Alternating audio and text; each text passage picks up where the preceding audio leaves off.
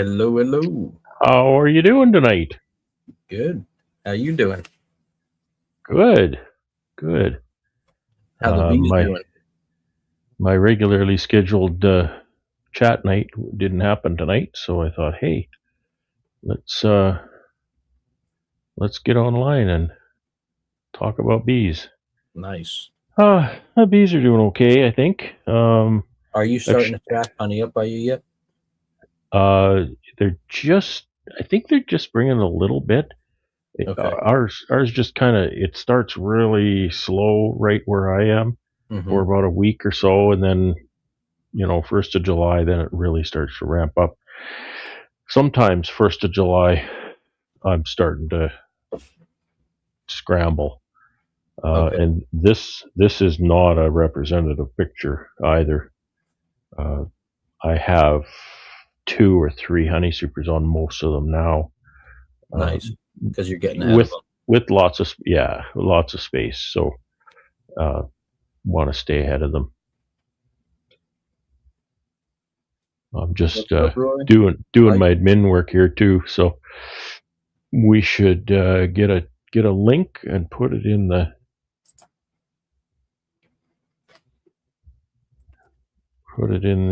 chat here. If I can, I don't do live streams, so it's been a long time since I've done one, Yeah. and I'll pin that. So yeah, so if anybody wants to come and join us, so MJ Farmstead, I just by way of introduction for everybody, I actually MJ was having a little live stream tonight, and he was about to sign off, so we thought, hey, why don't we just jump over onto my channel? And there's probably quite a few people that were all primed up for a No Life Beekeepers live stream on Bob's channel, and he decided not to have one. We gotta get on his case next week. Oh yeah, he's gonna get it. Where were you on my Tuesday night? What was I supposed to do? Yeah, yeah. I was all primed up for my Tuesday night. It didn't happen. Yeah, it was. I was sitting here looking at the clock, thinking, oh, it's 6:30 or whatever it was, and thinking, oh, it'll be half an hour. And then I randomly saw something on Facebook that he wasn't going to have one. So I thought, okay, we'll I remember just, it's like maybe like 5 or 6 weeks ago, and I was like ready to go at like 8 o'clock. I was gonna pop in and chat with everybody. You guys aren't to be found, and I'm like, great. Gotta find something sorry, else to buddy. do. Yeah, it's tough, when you get all primed to go on a live stream and then there's nobody around. Yeah, I was bummed. Happens. Hey, Mark, thanks for dropping in for the short time you can stay. Always nice to see you. I hope you're doing well. So, um, you've been playing with a new toy. Yes, the Hilco, the Max 21. You got a Hilco Max 21. It's so I'm nice. just coveting your extractor. Mm. I would just I think I would love to have one of those. It's fun. So I loaded it up the other day. So I have deeps and mediums. I'm trying to transition to all deep supers. So of course I have my mediums mixed in until they phase out or break or whatever. So I'm loading it up and I'm like, okay, how can I put 21 frames still and put deeps in? So what I wound up doing, I think it was 6 deeps and then the rest were mediums. And I sort of like found what spot worked for them. I think it was like second spot from each, like, because it's like basically sectioned off in thirds. So I went like the 7 on each side. So I went like one in from each edge and the rest were mediums and it worked perfectly. Mm-hmm, mm-hmm. And I'm filling Cool. up. And I think once it starts spinning and I get it up to max speed within like a couple minutes, I'm basically putting a bucket under, and within 2 to 3 minutes, it's filled with honey. Nice. That's great. My old 33. I have an old timey Kelly 33. It's probably as old as I am. And yeah, it just seems to. It's a long spin cycle on that one. Yeah. I can Do you know how spin many perhaps. RPMs it goes to? I don't. I've never measured it. I don't know. It's pretty quick. You know, Yeah. it's no slouch. It moves. But I'm running that half an hour. That long per cycle? Yeah, yeah. Holy crap. My and my honey's not super dry. You know, it runs 17%, 16%, and uh, what else? My honey house is not. It's warm. It's It's very warm. warm there. Yeah, I think I was running around like 83 degrees, 84 degrees down here Yeah, today. I think that's similar. 30C is where I run mine. So it's very similar temperature. So, Yeah. you know, it's the honey is warm, and my honey sits in my honey house a long time before I extract Yeah, it it too. gets plenty of time to get nice and So warm. so it's nice and warm. So yeah, it it just spins a long time, and I kind of like Crazy. I have a little light, and I can see when I'm spinning it. Mm-hmm. I'll open the lid and I'll shine the light down. Mine has a good amount of space between the rotor and the sidewall. There's, Okay. Yep. you know, probably a good inch and a half, maybe. Yeah, I think And mine's so about the I, same. I can see down in there, and it's otherwise dark Yeah. because it doesn't have. It's got stainless steel lids, so it doesn't Oh, have okay. no light goes in it. So I shine a light down in that crack between the rotor and the wall, and I can see little sparkles where the Mm. honey is coming out. Yep. So I can really accurately tell whether it's done, you know, completely done spinning the honey out or not. Along the sidewall, you're saying, right? Hmm. Yeah. Yeah, as the little droplets of honey come out, and so yeah, you might say, oh, you know, maybe you don't need to run it that long. Yeah, I still see sparkles, Yeah. so I Yeah. I keep feel running. like it runs most of the honey out once I'm at full speed. So it's like, let's say 2 to 3 minutes to get to full speed. And then once I run it one rotation or one way, like let's say clockwise, it's running probably, I do like 2 or 3 minutes like that. And then I'll stop it and I'll jog it back the opposite way. And I run like 5 minutes like that. So I'm probably running it about 15 minutes, 17 minutes. And Okay. I always like, I get my flashlight out and I'm like popping down the sidewall and I'm looking for those little spigots Little of honey coming sparkles. down. Yeah. Yep. And I pulled out the first batch after like whatever, like 15 or so minutes. And I'm like, oh my God, my other extractor, there's no way would have ever gotten this. I was like dry. Yeah, it's It dry. was Yeah. dry. Hey, show me that flashlight again. It is you actually got a new 2-pack. They're like Is that $12 on Amazon. It's called Dark Beam. They're great. They've got a rechargeable 18650, I think is what it's called. They got one of these batteries in there, and it's a rechargeable, and it's awesome. rechargeable? Yep. And how do you recharge that? With a USB-C. Okay. Does Yeah. it plug right into the flashlight? Yeah, actually, right here on the back, it just pops open, and you just Okay. plug the Because I'm charger. looking for a new flashlight. Oh, this is great. They get I hot because they're aluminum, I have but a not terribly hot. I actually have two flashlights, and I don't know if I could show you this battery. It's Okay. got this little battery. It's a little like a CR123 or something, Yeah. 123A, and it's like about an $8 battery. Okay. And Well, for $12 for a 2-pack or $12.99, yeah, can't beat it. what is it? Cool. Dark Beam A30s Dark or beam. A300, and it's really cool because you can go.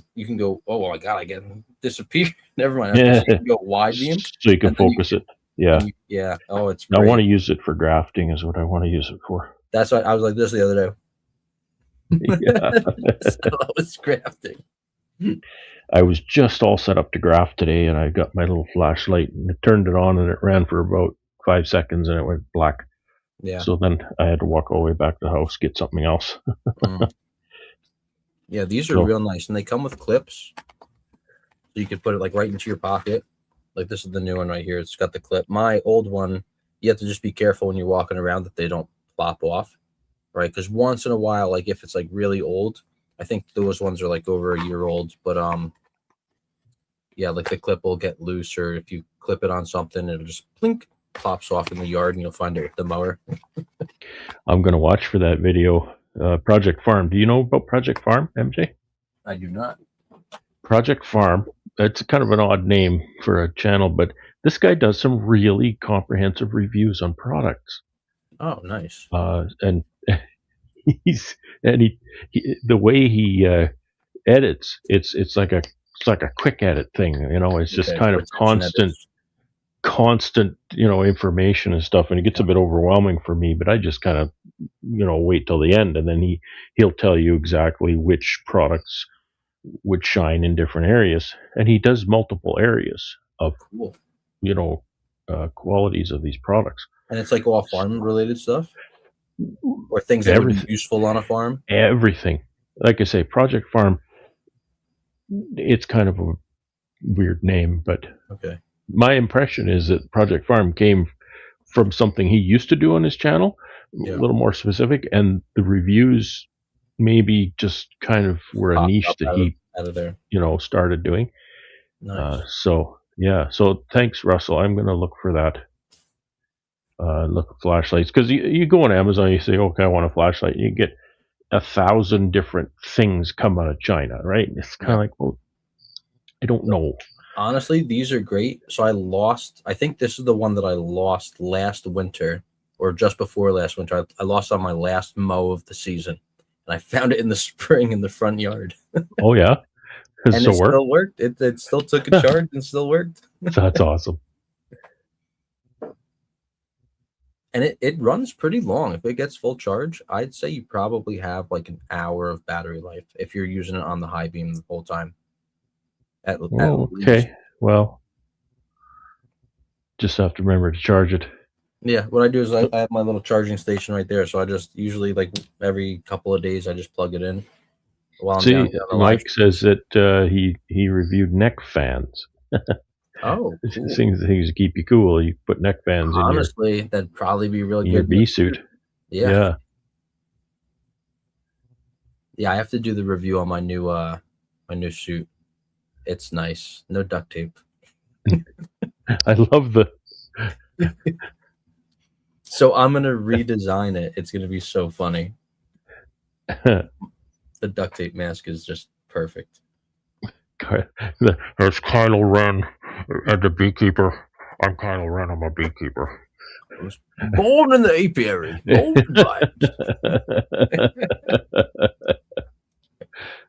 Oh yeah. Well, I got a new ventilated suit. Back in my day, ventilation was called another hole. In my day, ventilation is t-shirt and short pants. I was beekeeping in long pants and a jacket a couple of days ago. I was not happy about it. Yeah, but for the chat watching, Brad sent me a picture and he goes, "You could see how happy I am." Was not happy. And I told him, I go, "First day on the job, that suit looks clean." It is. I've worn it like maybe 5-6 times. I've had it almost that many years. I don't hardly any wear. I maybe wear it once a year, just when I know the bees are going to be really busy. We've been having such bad weather, right? It's been raining a lot, and it hasn't been like it's been warm enough, which is good. Okay. Because you go out there in the cold and it's suicide. Yeah. But although I pulled my last boxes off tonight and it was like 6:30 here, so everyone was home. Oh they yeah. were not happy. The one hive I pulled from the set where I pulled one and extracted them and then went to put them back, and I had 2 frames that just or 3 frames that just were not worthy to take, and they had some brood in it. So I left them, and I forgot that I left them. And as soon as I popped that lid, they were festooned up top, and they went boom, and they were on me like flies on shit. Not happy. Nope. And then they followed me to the other hive. The other hive was fine. At least I don't think they were coming at me. But that other hive, there was 2 hives over, was just so pissed. They were constantly bouncing off me, trying to find ways in. It was funny. Hello, Russell. Oh, there's 2 Russells in here. Russell Goodman or Russell Amen. Where do you find those membership giveaways? I should have some of those to give away. Yeah, you definitely do. And then you'll have Where another 10 to go. Okay, so in your studio, your channel, yeah, your studio. I have to go to the studio? Yep, go to your studio. Okay, You're I'll going to do go to that. create on the top right and hit go live. And then Oh, it should pop up in your stream. So on like the left side, you have like your manage, webcam, and I stream. One see of it. them show like live. So you click into that and it's going to bring you to your dashboard. And you'll see on the right side, you'll see your chat. You could set goals. But on the Oh, I bottom see. should be that little monetization button, right? You see like that little cash sign. If you click that, it should pop up something saying membership gifting, and you have 10 to give away per month. And then you have to set up your special emojis. I think you could like do like I have a picture of like one of our cats, a picture of the bees, an action figurine of mine that someone sent me. They had it made with AI.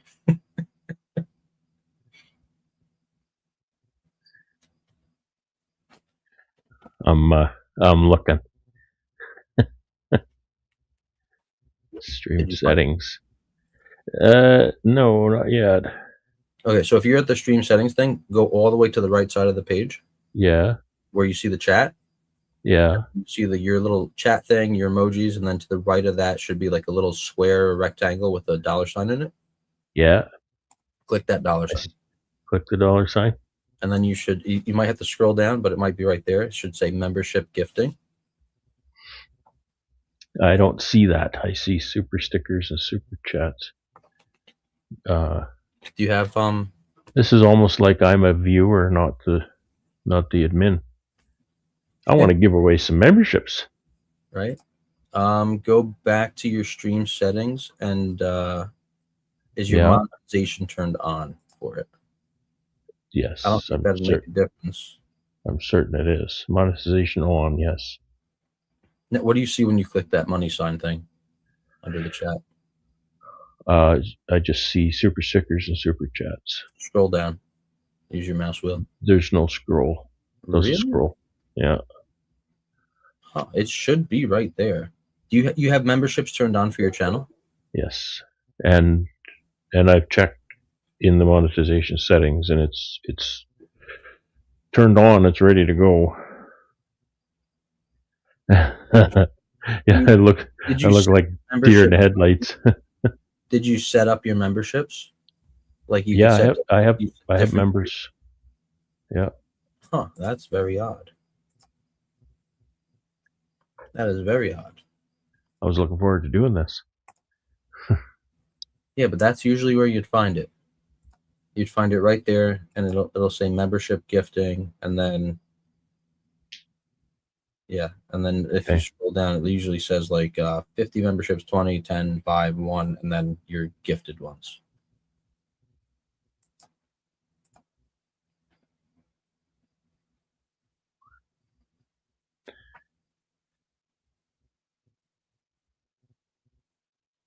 Minnesota beekeeper, is that a picture of you with a bee on your nose? If that was me, they would whack me. My girls are so pissy this year. Sometimes if you hit it with a really big hammer, that What was could be that? my problem. Armageddon. This is how we Well, fix things in Russia. sorry, I can't figure out how to do that, so we'll do it another time, I suppose. I'm sure I have it turned on. I went and checked those settings. Oh I'm well. curious if it has to be under a certain amount. Try refreshing that page. Like you see you in your studio, you're seeing the stream setup, right? Like you see us, I'm seeing what. what we're seeing, what we're viewing or Yeah, posting, whatever. That's so weird.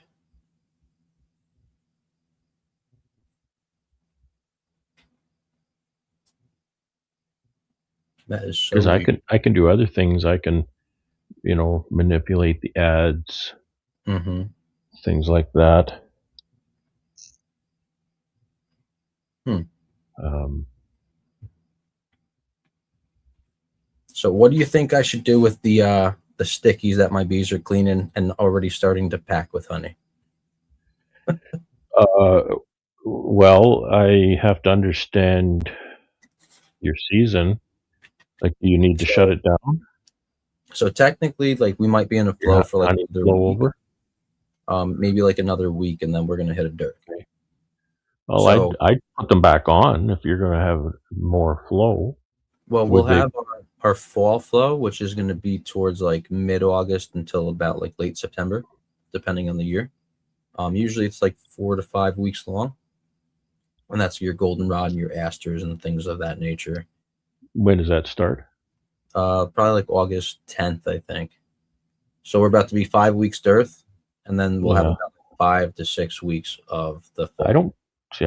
That's very different than my season, but um, I wonder if anybody else has suggestions.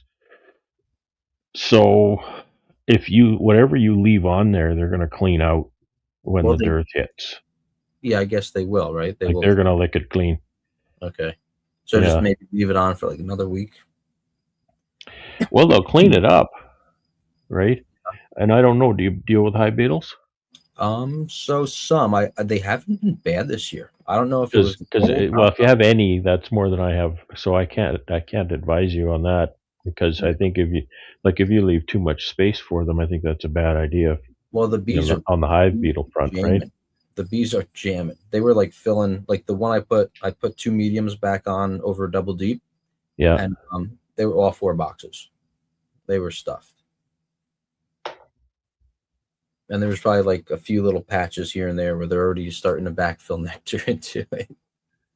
My thought was maybe just leave it, and then if I have any light hives, I could pull it and put it on top of the light hive for the winter. Uh, It as like a natural feed. sure. I don't know. I figure I might as well experiment a little bit this year. It's so different than my season, so I can't say yes. You should put Yeah, honey because on there for feed over the winter, or you shouldn't. I don't know. your season starts late and then it finishes out, and it's like Yeah. done. Yeah, and there's no way that I would leave honey for them. Yeah. For winter, right? Uh oh. Uh-oh. Uh oh. Spots coming. About to get stung. You just stop flying around like crazy. Well, you got one in the house? Yeah, I got the honey boxes in there, so I guess she found her way over this way. She'll just find the lights. Yeah, she's bouncing off the wall right now. I'm waiting for her to whack me in the forehead.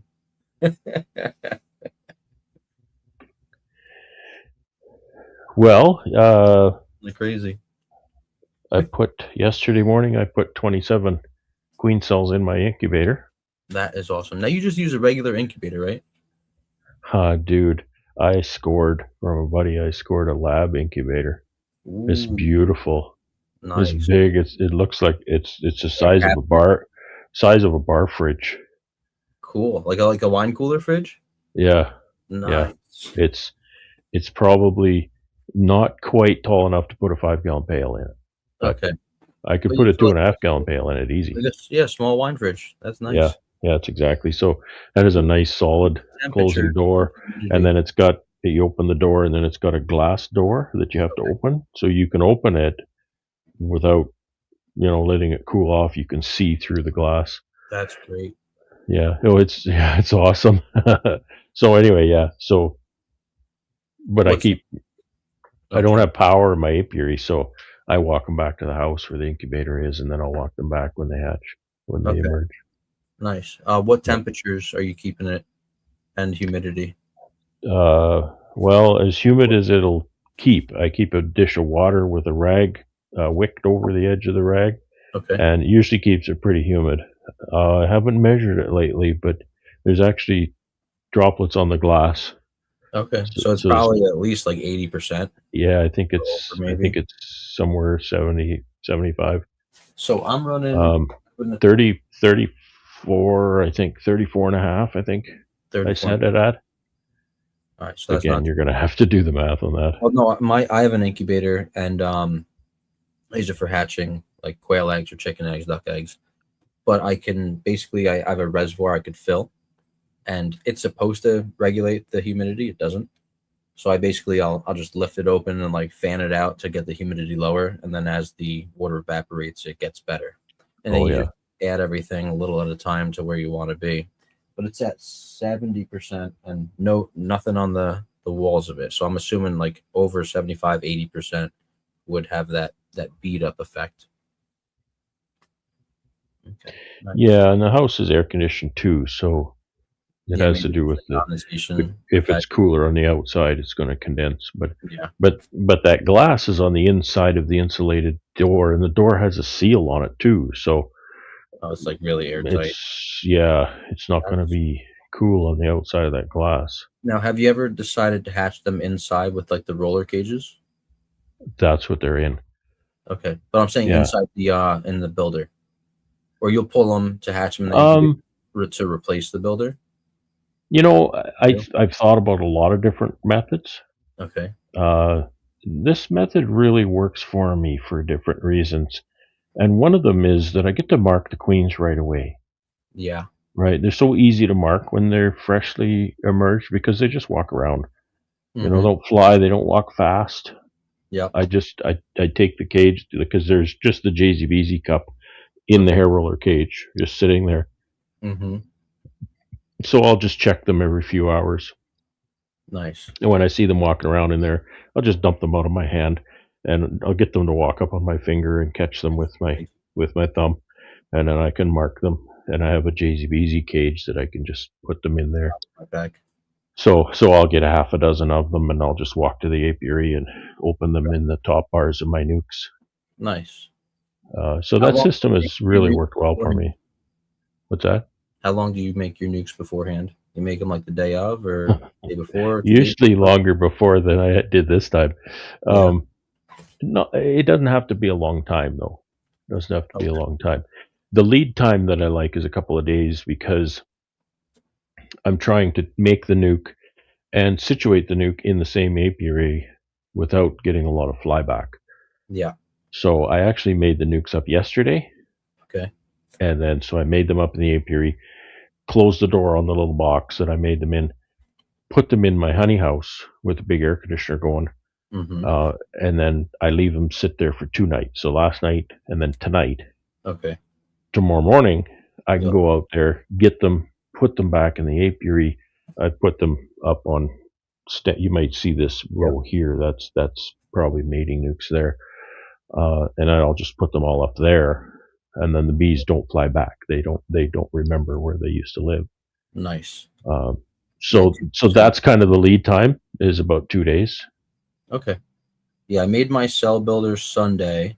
I packed them out, and I went back. I used the queen excluder and my brood up top, and just went back like 3 or 4 times, get all those nurse bees into the box. And they're pretty stuffed. So I grafted yesterday. Yes, Tuesday today. So I grafted Monday, and I'm in the hives today. So I just popped open like the top bar. They're all like not all of them, but like of the 14, at least 10 of them are starting to get drawn. So I just Oh went yeah. nice and slow, and I'm like, all right, now see you guys. So remind me of is the timing you crafted yesterday. Grafted yesterday, so I'm gonna be Okay. having hatch. What would it be like Thursday or Friday next week? Right, the 11th, I think. So if I was in the graft on Sunday, I was having hatch the 10th. So I think You need they'll to get hatch. one of these, Mike. You'd love it. Oh yeah, I is like can't put it a closer because it's a little grafting calendar, but it's made of stainless steel. It's metal. sweet. It's nice. Yeah. Or pick one of So those up. I'll plug this on my channel, DC's Gadgets. Okay. It's not a real fancy store site, Mm-hmm. but you can order them there. And he's engraved this whole thing with the day Basically, numbers and the in the dates and whatnot and all the different things that you need to remember. So you just turn it to whatever your grafting day was, and then it'll tell you what date that to is do your different things. So I have that here on my desk, and honestly, it gets a little sticky sometimes, but I can just turn it. I think I have to put a little bit of graphite under it. But anyway, I love that tool. Nice. So yeah, DC's Gadgets. Look Okay. them up. I'll definitely I think check it. it's like $15 or something. No big deal. Yeah, it's not bad. No. Yeah, I figured if I grafted Sunday, which I didn't, I would have the following Friday they'll hatch. So I figure I'd make up my nukes next Tuesday, whatever date that is. So So I if think you I'm gonna make. drafted Sunday, I've got Well, I my grafted, calendar set up grafted, here. grafted Monday, so I think I'm gonna pull my nukes on the. Probably gonna pull them on the 7th, maybe the 8th. So you grafted Then, Monday the 29th. By my calendar, I've got it all in a spreadsheet here I'm looking at. yeah, I think they'll have Uh, 11th. I think. um, yeah, 9th or 10th.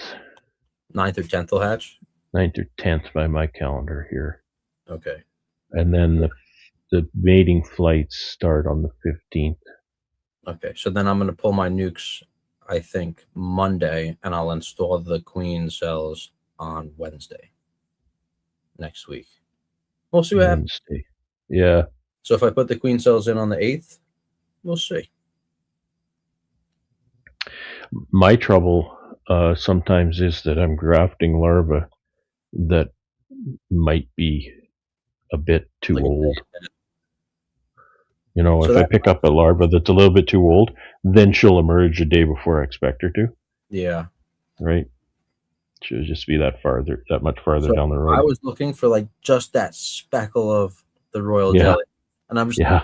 that looks good, and I'm like, I use my flashlight. I'm like, there even anything in there? You use a magnification? No, but I did see them. They're so small that Really? they're I so can imagine grafting without magnification. no magnification. I just like look and I go, that's wet, and I go, and I go, the light right there. This light is bright, so like I was able to see like that little bit of an outline of the larva in there. I'm Use a like, okay, Chinese grafting tool? yep. Yeah. So I put them down in, and I'm probably gonna smush the first one, and I slid it off, and I'm like, that was easier than I expected. Yeah. Well, sometimes it's real easy. Yeah. I wear Rip any cells either. 6x glass. I got glasses off Amazon 6x Cool. magnification. It really helps. Maybe I should get those. I can, because I can't see close very easily at all. So it really does a job for me. I I'm tried sure, 4x. I got some 4x to start with. It wasn't quite enough. So I went 6. I'm sure I'll need it eventually. Yeah. Not Yeah. getting any younger. Well, I've had cataract surgeries, both eyes, so Okay. my lenses are synthetic and they don't change at all. Yeah. And they're good, but arm's length things start to get. I can't focus that close. Gotcha. I used to. Before I had that, I was very nearsighted and I could focus within an inch of my eye. Okay. So I would graft like that. I would just take my contact lenses out and get the You'd be right up close. thing right up. Problem is to get the flashlight and the tool between my eye and the comb was pretty hard to do. That's funny. My buddy had he had cataract surgery when he was like I think like 21. Really? Yep. And it was so funny because like he came over after he healed, and we're outside and it's like raining, and he goes, dude, he goes, I can see raindrops, and I go, Yeah. you've never been able to see those before? Yeah. He goes, I knew it was raining, but I was never able to see individual I drops. could see what the rest of you see now. Yeah, and he's like, there's like I could see all the individual leaves on the trees, and I go, dude, I'm like, how blind were you? Yeah. Yeah. It's yeah. I remember the first one I got done, standing in my kitchen window looking at trees that are a mile and a half away Mm-hmm. without any correction, thinking, "Wow, That's a that's tree. amazing." Because I've never, I You would just worn see like a glasses green since blob or something. I've worn glasses since I was a little kid, Okay. right? So I've never seen, certainly, non-corrected. I've never seen like that at all ever in my life.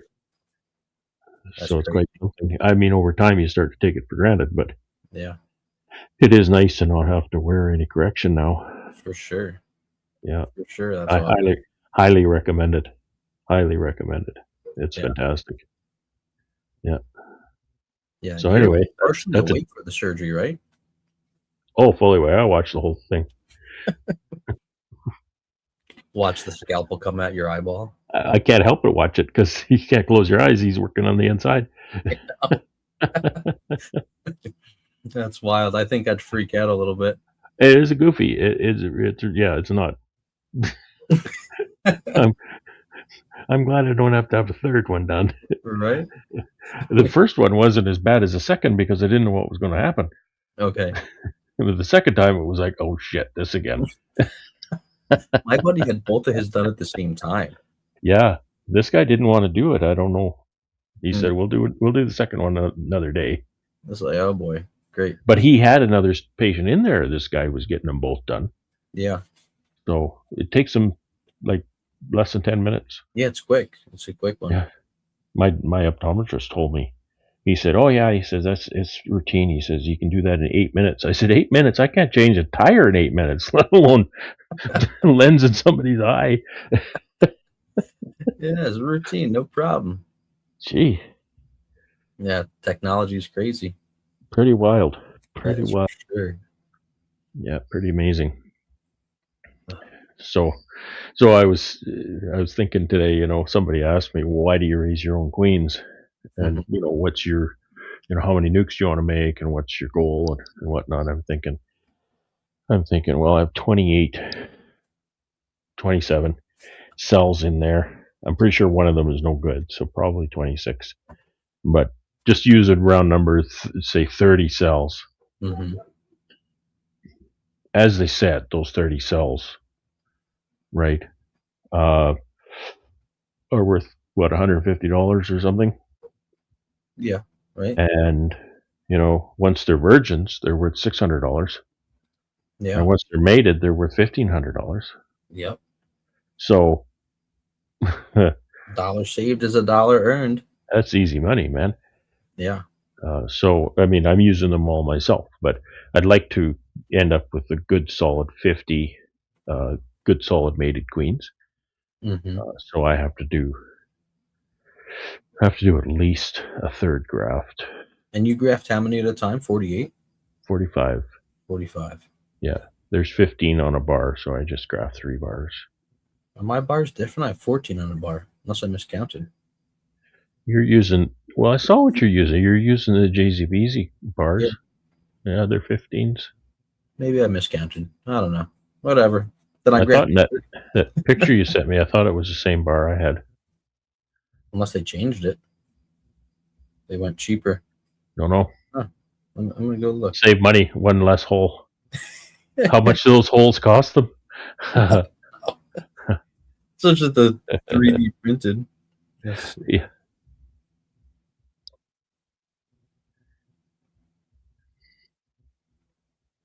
So hopefully I can do another one. What is this, Tuesday? Maybe another one Thursday or Friday. Keep that builder working because they only feed them for a couple days. Yeah, right. And then they just pupate. Right. I think it's 48 hours or something they feed them. So I can stick another 14, one in there. Just 14 on that bar. Really? I got gypped. I want a refund. That's surprising because I thought that was the same system. I guess it's the JZBZ bar. Yeah. The ones that click together, and I don't know. Maybe I should recount mine. I feel like I got robbed. Pretty sure they're 15s. You've been counting 15 all this time. It's been 14. Maybe it was before my new eyes. Yeah, I don't know. I bought it 2 years ago, I think, because I planned on grafting and then I just didn't get around to it. And then I was too busy with extractions last year. And this year I had some downtime. I'm like, let me give it a go. Also want to push to 40 colonies. So where did you buy it? Amazon. It said it was the JZBZ bar. I bet you it's a JZBZ style bar. Probably a knockoff from China. Well, and I'm not putting you down that you got, knockoff, but that might just be the difference. Yeah, just that one cell that difference. it's not a JZBZ manufactured product. Yeah, Maybe that could I be. probably what's the thing where they get the claim on it, patent, and they're like, no, no, no, 14 cells. It's not the same.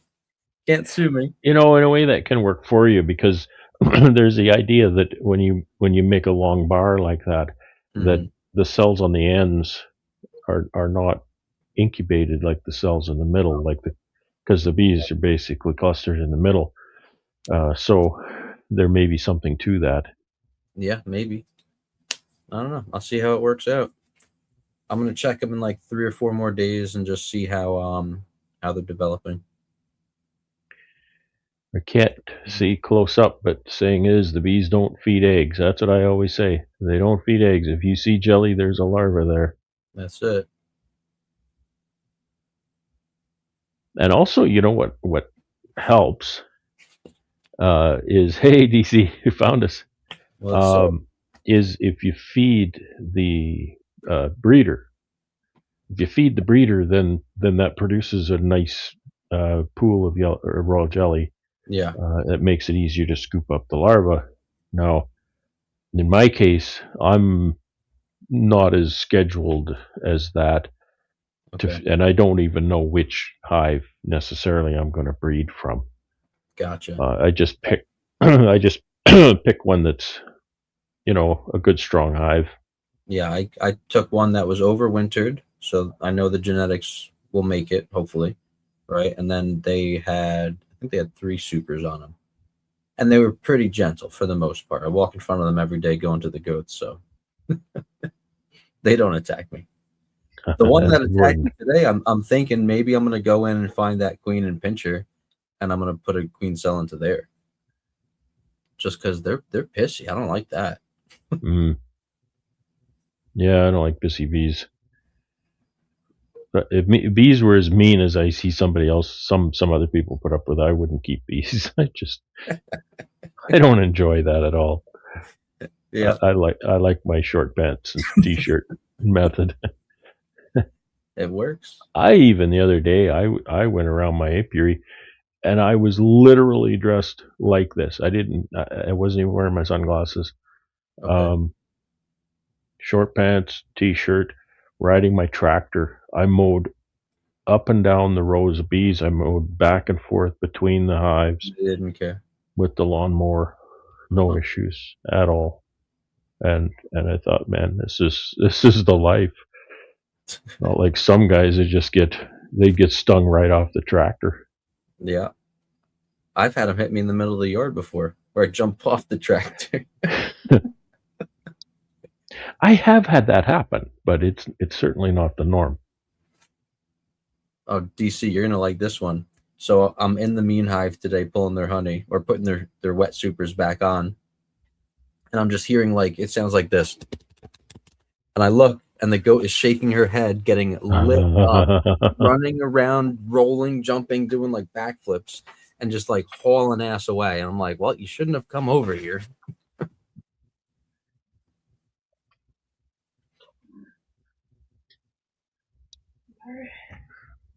Space between areas.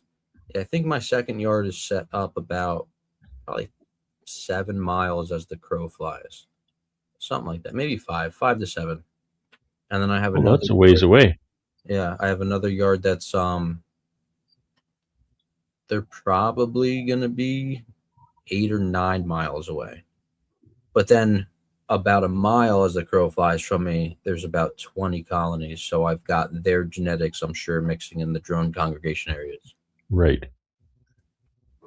And then I think maybe 2 miles up the road, I've got another person that's got an apiary, but it's like small. That's like maybe 5 hives. But extra genetics. That's what matters. Diversity. Yeah. I think my neighbor down the road, my competition, I think they have 2 hives there. He says he has 200, but he says he keeps them like a couple towns away at his parents. I'm like, why do you have 200 hives in one spot? That's a lot in one spot. Yeah. I know there's one guy and he's like maybe 40 minutes drive south of me.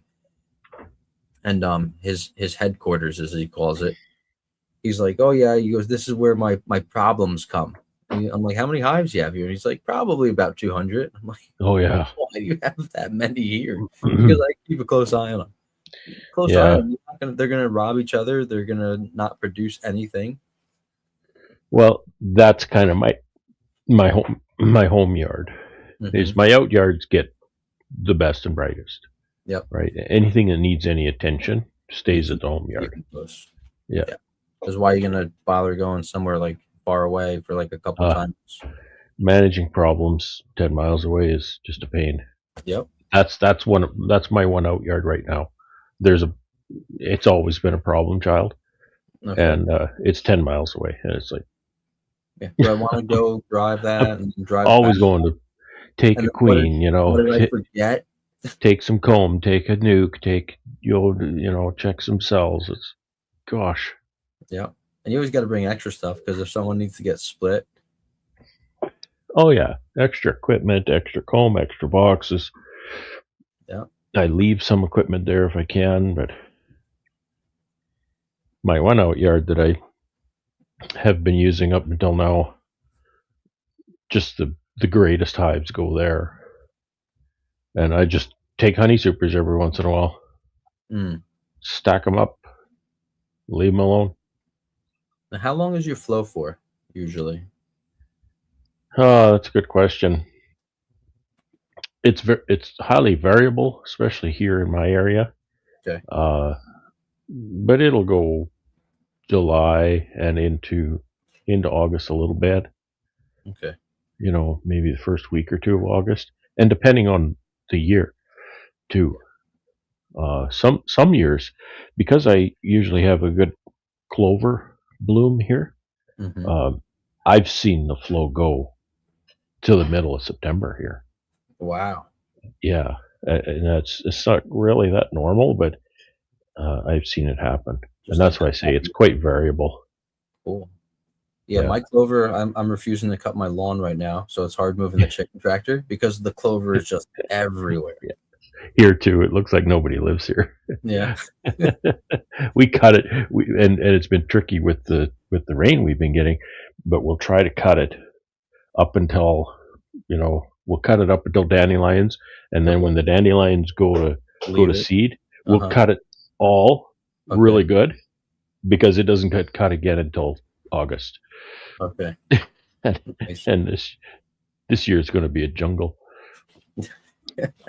Stuff Yeah, grows so fast. You could cut the grass every 2 days here. yeah.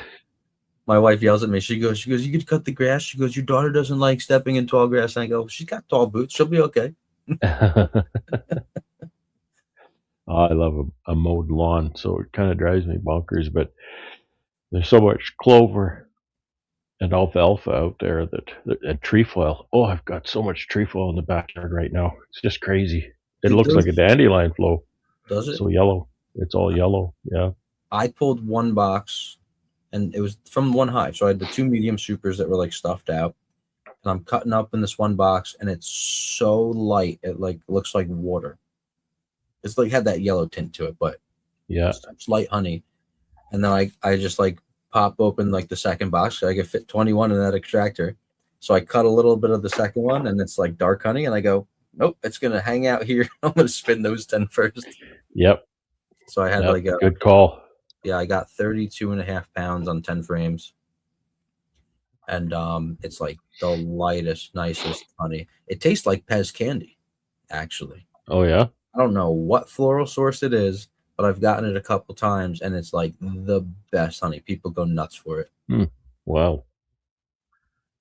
Did those storms do any damage to the local flora by you the other week? Uh, That would we affect got any? away really lucky here Okay, where I am. nice. Um, just a bunch of rain is all we got, and not even catastrophic amounts. Yeah, because you were having all those warnings like every 2 minutes. Oh, a couple of weeks ago. Guess was it 3 weeks ago now? Yeah. 2 or 3 weeks ago, we had tornadoes, tornado warnings, tornadoes not far away, as we found out. Um, Last night was kind of tense too. We didn't have tornado warnings, but there were tornadoes not far away. Really? as we found out the next day. Whew. Yeah, That's scary stuff. I got a visitor. Oh, there he is. There's Mr. Mootsie. Okay, sit down. There you go. He decided to change sleeping spots. Yeah. Oh, he just had his supper, so Oh, nice. now he's gonna come and nap. Yep. I wish my cats would snuggle with me like that. Yeah, he's the snuggliest guy. My one It's cat, like- I could pick her up and like turn her like that, and she's no problem. But like after a minute, she's like, "Okay, put me down." Yeah, he'll sleep here for hours. Oh yeah. He'll climb up on me. I'll get my coffee in the morning. He'll climb up on me, and I'll think, "Oh my goodness, I'll never get to work now." Because how do you walk away from this, right? Right. It's got to be hot though. If you get like hot coffee on a summer day, and he's just Yeah, taking you can out. be. Hey, keep your hands to yourself. Pet me. Goodness. Goodness. But he's on borrowed time, so I want to spend all the time I can with him. DC, you said you're gonna start open feeding before blackberry is complete or completely finished. Now, is that gonna do anything to your honey crop if you have honey supers on? Or are you gonna pull supers and then open feed as they're finishing, so then they can stuff out your brood chambers after you pull, just to give them that like little bit of a boost? Will they hit it still if you're in a good bloom? I'm curious about that.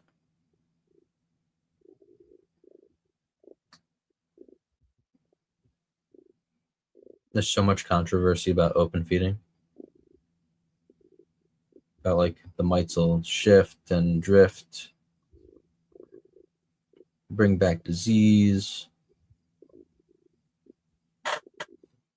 I'm gonna have to feed my my nukes that I make. I'm gonna try to get them into double deeps.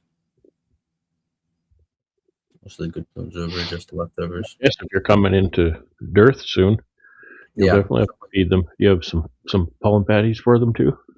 I mean, I've got like a couple of quarts of pollen saved up, so I can make my own. Yeah, you could. What I'm thinking is like usually we don't hit like a pollen dearth, we just hit a nectar dearth.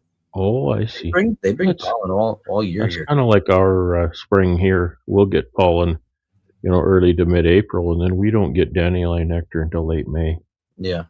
So I think that's similar. Dandelion's opened up for us mid-April. I think we're about a month ahead of you. Something like that. It's like I can't get comfortable. Well, he won't let me take that hand away. Yeah.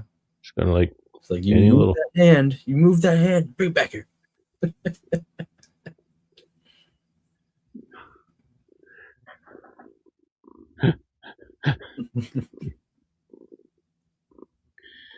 so we got no more guests that want to come and join us. That's okay. We'll keep each other company. Yeah. I'm glad you come to join the chat. I didn't want to steal you away from your show, though. That's okay. You I were was trying to shutting get down anyway. You were I shutting was down only anyway, doing weren't that for you? a few minutes. Yeah, I was shutting it down. Yeah. The plan was just to show the beautiful sunset that we had going. And Right. just water in the plants. Yeah, I came in late. Yeah, we weren't going that long, were we? I don't think so. Oh, let's see what else. What else have I done? Well, just grafted today. Cleaned up the apiary a bit. Did some. I still had to unload my truck. I Yeah. picked up 600 pounds of honey, and it was still in my truck, so Oof. I had to get my pallets and unload that. Now you picked up 600 pounds that are jarred. Yeah, I have your a federally licensed packer Yeah. pack my honey so that I can sell into retail. Yep.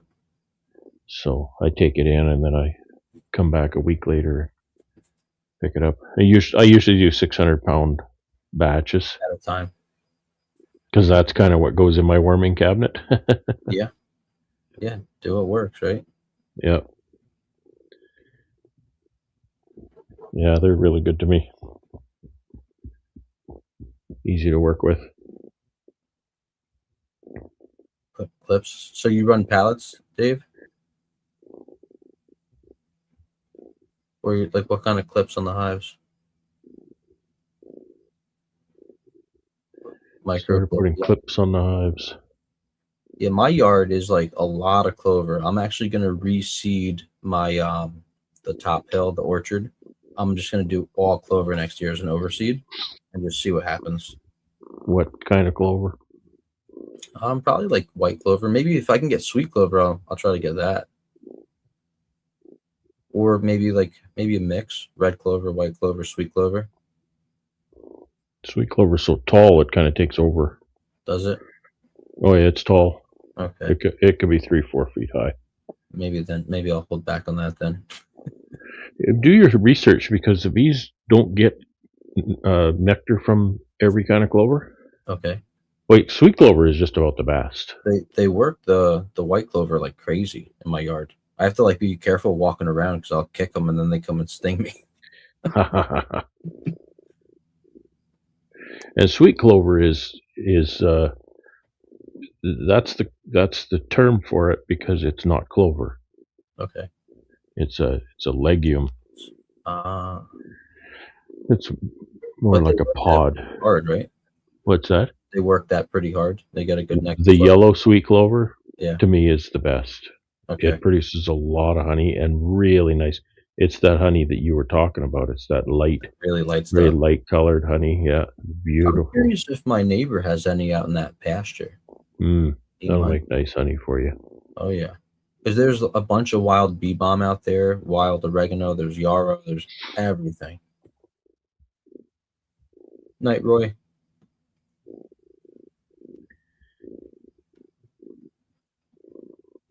Clover only produces at times of the day. Interesting. Interesting. Yeah, I've had a experienced beekeeper tell me that the white sweet clover doesn't produce much nectar. It's and there's plenty of white around here, but the yellow is what you want. Okay. Yeah, I'll definitely research it. I've got all winter. I'm not going to reseed this year. Figure coming out into the spring next year, I'll do it. So many clover. Like clover is really it's a class of plant. It's not a. There's dozens of clovers. Yeah. This trefoil that I have, that's a clover. Okay. Yeah.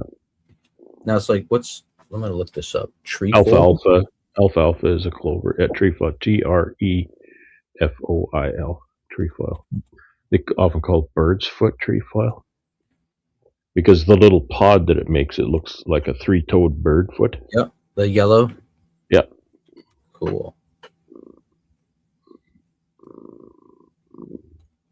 Now, is that considered like a weed or is it like a native? I don't know. I think it's cultivated for seed.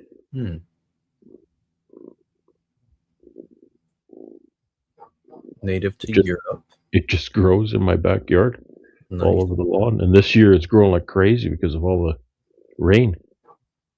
It says high protein nectar source for bees and butterflies. Nice.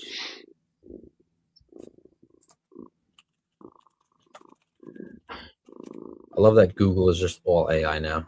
You just have a conversation with it. I've been starting to use that a lot. Yeah, unfortunately, I have too. I've been fixing things, asking how do I put bearings in my lawnmower? Oh well, you just say, do you want me to give you the part number for the bearing? Yeah. Yeah. I was doing sting therapy and I took 14 stings the other day. It's like, you should go to the hospital, but don't drive yourself. And I said, no. It's okay. I said, no, I've been doing this for like a couple of years. I've built up tolerance. It's like, oh, that's a relief. It's like, but just know that if you hit the wrong spot or the wrong nerve, like it could send you into anaphylaxis. How long has it been since your stings? Oh boy. It's like, get them out immediately. It's like, no, I left them in. I let them pump the full venom amount. And they go, oh my God, that's bad. That could be really bad. I caught it in a mistake though. Oh, I caught it. I asked it. I was looking for this particular lawnmower blade for my Kubota lawnmower deck, Mm-hmm. and I said, this is what I've got. I gave it the model of my deck, and I said, I want a blade that's a mulching blade for Mm-hmm. this lawnmower. Oh yeah, yeah. Well, really, really common, a popular blade is the Gator G6 mulching blade. It's model number such and such. That would fit your Kubota 54-inch deck just fine because it's an 18-inch blade, and it has a 7/8 hole in the middle, which is larger than some of the other Kubota decks. Okay. So I looked it up. I looked up the part numbers, and I looked up the specs, and it said the hole was 11/16. Mm. And so I went back to it, and I said, that part number, are you sure about that? Because the specs on that says that it's 11/16 center hole. My mistake. Oh, yeah, you're right. My bad. Sorry about that. The correct part number is this one. This one has the 7/8 hole, Uh-huh. and is 18 inches long. It's like, holy cow! It's a good thing I didn't just take it for Yeah. Oh yeah. for Always, granted. always double check. But then when we So, do that, we're training them, right? Then it's just well, okay. So sure. maybe they need this one, and then it'll associate that part number with that machine. And oh yeah, what's up, Wild Woods? Hey, Grayson. So it was kind of funny to, you know, find it making a mistake, and then, oh yeah, sorry about that. Sorry about that. What are you talking about? You're a computer. Why the back of the shoulders for my stings? Because it's in the meridian lines for acupuncture, right? So I follow like meridian lines that would relieve neck pain, and that's where I place my stings.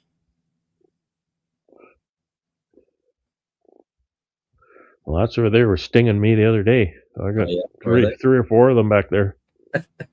Now you wear a suit at least when you're extracting honey or pulling the boxes, right? No, Not if I can. I guess you have the fume boards, right? Or the escape boards. Well, I've learned to try to pull my honey just before the flow ends. Okay, so they're Right? not as pissed. No, if there's a dearth, it's like, oh my god. You're darn right. I'm wearing an astronaut suit if there's a dearth. They are wild. Oh yeah. So I try to, you know, I used to try to get every drop I Okay. could, but it's not worth it. Yeah. It's just not worth it. So I was watching a video recently that I made a few years ago, and it said that I was uh, putting my skateboards on like the 9th of September, and I'm thinking, oh no, that's way too late, right? Because now I'm trying to, the 20th, the 25th of August, I'm putting those on. Okay. I'm trying to harvest before the end of the month Yeah. because I need a little bit of flow to keep my sanity. Yep. Yeah. So they're Oh, not on you crazy. oh, it's awful. It's just awful in a dearth. Just terrible. And then they get in the boxes and they try to rob the honey and they end up in the honey house. And then you got another problem there. Oh yeah. Yeah, like that girl that's flying around. I don't know where she went. She must have just went to sleep. I'm learning how to manage that. Yeah. And the key is to have one or two little weak nukes that you can use. Okay. Just something with a queen in it. And I actually last year I put one in the corner of my honey house What in the room. they'll smell it and fly to it? And so most of the bees, when they come out of the boxes, they'll end up over there. Oh, that's cool. And I'll put a couple of pallets up outside, and Hmm. I'll put it up on there. Okay. So any bees that are flying around outside, Yeah. they'll end up in there. Nice. So they'll catch Uh, that drift and just go right in. yeah, because Smart. when you harvest, you bring them to the honey house. Yeah. They don't know where to go. Yeah. They just hang around. Yeah. And And so then if you you have put the it. lights on, they're just bouncing off the lights. Yeah, so they're always buzzing around when you go in and you go out, and you know, so you put a nuke there, and It's just a magnet. It just absorbs them. That's pretty cool. I never And thought. sometimes they end up being a pretty strong colony with Yeah, all the drift, right? that's funny. I usually feed it up and put it in the building, and it dies over the winter. But it's a crappy queen, so Yeah. Flower Street has things. a single on the side of the garage. You bring the supers in. Bees will find that colony. That's sweet. Yeah, no, my bees were finding me today. Yeah, The honey. I had to clean buckets, and I had my suit, but my veil off. And the next thing I know, one whacks me here in the beard. I swat her out, throw my hood up real quick, and she's just coming after me. see, that beard's got to be a problem I don't know. with the bees. It's saved me a lot of stings because they get in Really? you and it's nice and wiry, so they're just like buzzing. I'm like, get them out. It's like they're attacking a Like microphone, bear. a little fuzzy microphone. They attack that. Brrr. That's all you hear on your video is brrr. That's why I'll always keep the mics inside the veil if I'm ever Yeah, using it. When that's right. Yeah, something about the frequency with it. I think they just like get. There's something they know Oh, yeah. something is there that they want to go to. Same thing with my phone. If I have my phone and I'm doing a live stream, they go for the phone. And I like watch them and they're like trying to sting like the case. And I'm like, what are you doing?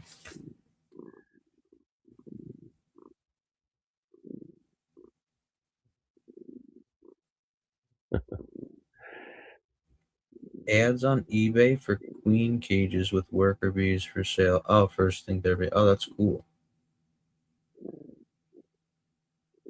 Nerve damage in her legs. She did stay. Nice. Yeah, a lot of people use it for a lot of different things. You know, it's funny. Mine's for my arthritis. Years ago. Ian, good evening.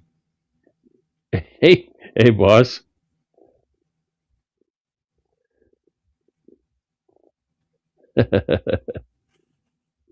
Years ago, I met a lady at the post office, our little village here. Goodness, it had to be 10 years ago. And I said something, I was talking to her, I said something about, no, she was telling me that she did apitherapy at home.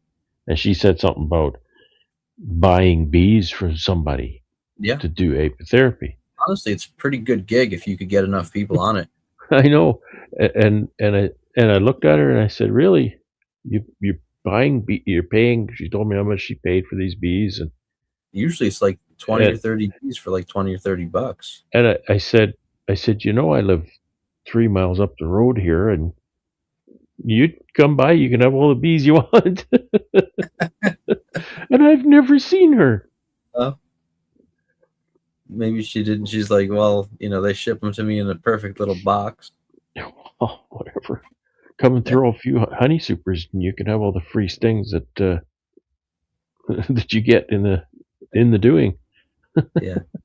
I usually I have this little mason jar, right? So it's got a screen on the top, and then I just basically go up to one of them and I go bump bump, and they just come funneling out, and usually I catch like 10 or 12 of them in there.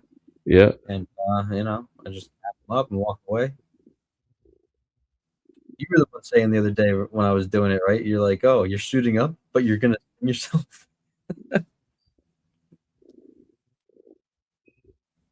Brian sells the bees to someone.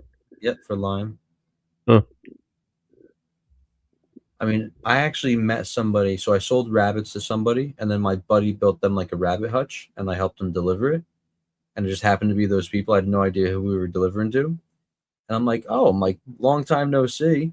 Like, how the rabbit's doing? And she's like, I'm like, oh, your neighbors have bees. She goes, she actually got bees. She doesn't do it for honey or anything. She does it for the sting therapy, which is crazy.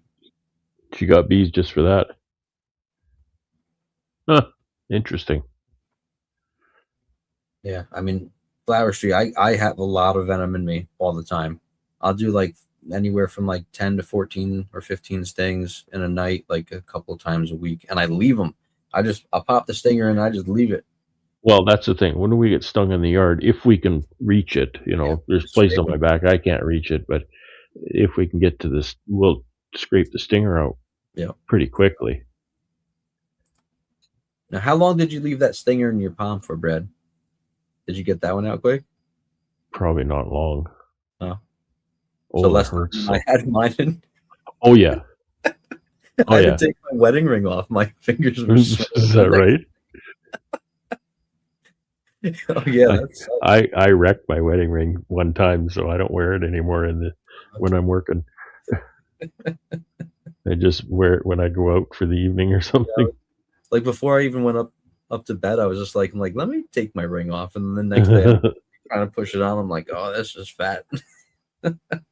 Yeah, that's got to be like that. To me, is it has for stings that I've taken Oh in the yeah, palm of the hand is just. yeah, it was tough. I'll tell you I what. remember like that one time I was telling you, I nearly blacked out in the apiary. I was sitting at a hive, and I took. Usually, I'll get it. Like I'll grab my hive tool, and there's going to be a bee, and I'll pinch it, right, Mm-hmm. and then I think that's probably what happened. I was in my yard working, but I was standing, and my brother was doing something on his old truck not far away, and I got it in the palm, and I started to black out again. And I just leaned up against a hive, right, Yeah. just to tell it passed. And I had to not look like everything anything was going wrong so that he wouldn't get too concerned. I just I just had to kind of look all cool. That's funny. I was losing sight, but I had to just pretend like there was nothing wrong. Uh, Holy cow, it never hurt. But it's like 30 seconds, and then you know yeah, we're good. you're good. Back at it. But I remember the first time it happened, I got stung, and I just sat there, and I just shook. It was like, oh, it hurt so much. Yeah, you're telling me count to 400. Yeah, leave it in, count to 400. How many how many metric seconds is that? How many metric seconds is that? 600.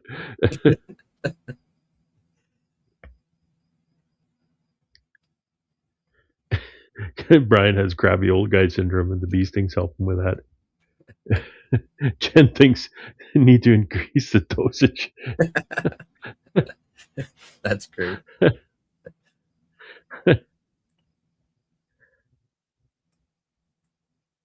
That is so funny. Yeah, I think still the worst thing I've ever gotten was like right near my belly button. I That was a bad one. got lots of padding there. It doesn't matter.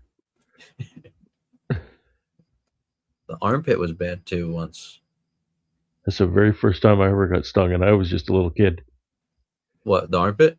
Armpit. Yeah. Yeah, Oh I yeah. got stung under the arm. It hurt. Well, little kid, right? You're very sensitive to things. Mm-hmm. I remember I wailed and bawled my eyes out. Now I'm thinking, oh, you're just overreacting. Yeah. I get stung in the arms all the time. Oh yeah. Tip of the nose and the ear was the worst so far. I've got hit in the ear before. It wasn't that bad. I got hit like right here by a wasp, and that one hurt pretty good, but no swelling, surprisingly. Not like you're swelling when you got that wasp. I got stuck right on the end of the nose with the yellow jacket. Oh yeah. 3 hours I looked like the Elephant Man, like unrecognizable. Yeah. You should have seen the look on their face when I walked into the hospital. I'm They were okay. like, Should have been like, I ate shellfish. yeah, yeah, peanuts. No, I walked in, and the first thing I said, I can breathe just fine. Don't worry. Too funny. Yeah, and literally, I said, I just thought I would rather be here than Mm. 20 miles away if this went poorly. Okay, you can go sit down over there. Oh yeah. And it was fine. Nothing bad happened. I mean, other than looking like the Elephant Man for a couple hours. Yeah. Trying to read some of the chat. Which is really something. Just that the little bit difference in venom, Yeah. Oh yeah. Big. honeybees, Yeah, the venom very makeup low. is way different from wasps to honeybees. It's crazy, and you could be allergic to one and not the other. Yeah, Yeah. So Eric, with if you're feeling less fed up with the world after some bee time, they actually use beekeeping for to help people with PTSD. They say something about the hum of the hive. I think it hums in the key of C and does something for you. I actually wanted to get a trailer and build like the Appa box, the Appa those were you therapy, air therapy. sleeping on top of the bees. Yeah. Well, I was gonna charge to the Crunchy Moms, right? Because I'm sure all the Crunchy Moms would love to like come and just hang on top of a beehive. Crunchy mums. It's like the people that are, like against vaccines and against all that other mumbo jumbo, no dyes. I'm like scrunchy. I still eat my candy here and there, but we try to give our kids like clean food. So I think we're called scrunchy. Scrunchy. Yeah.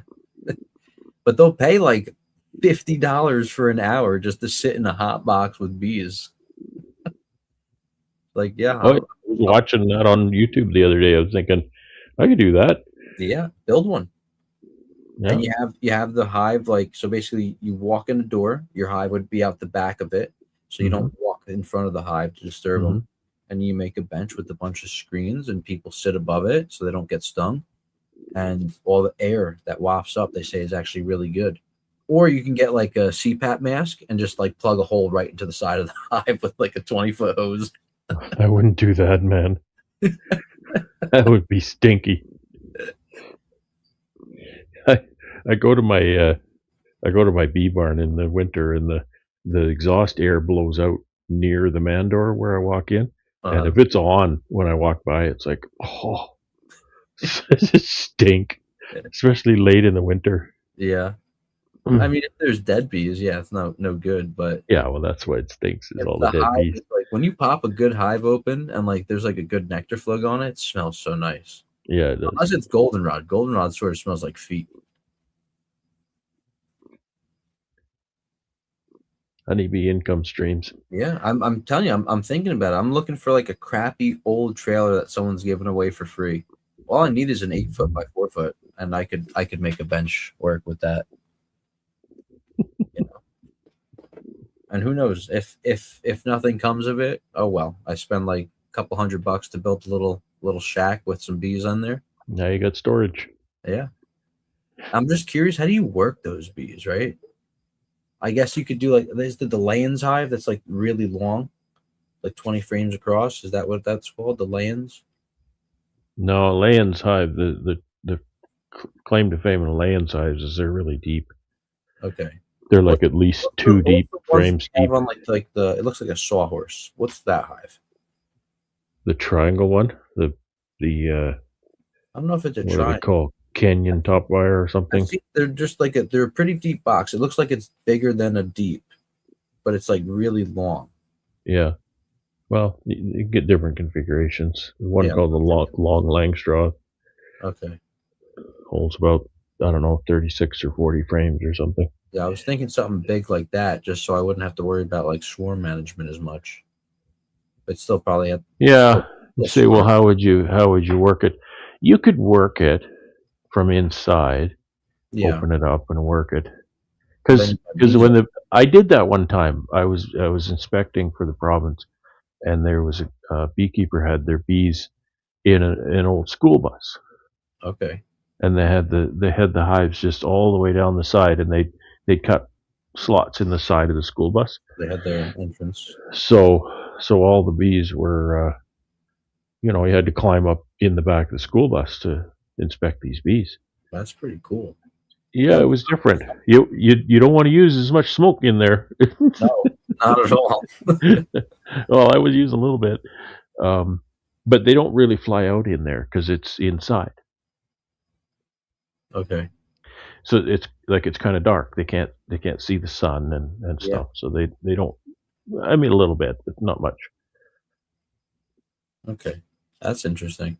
It's got to be hot though in the summertime, right? Yeah, it's got to be. But you can work your bees in the rain. Yeah, that's nice.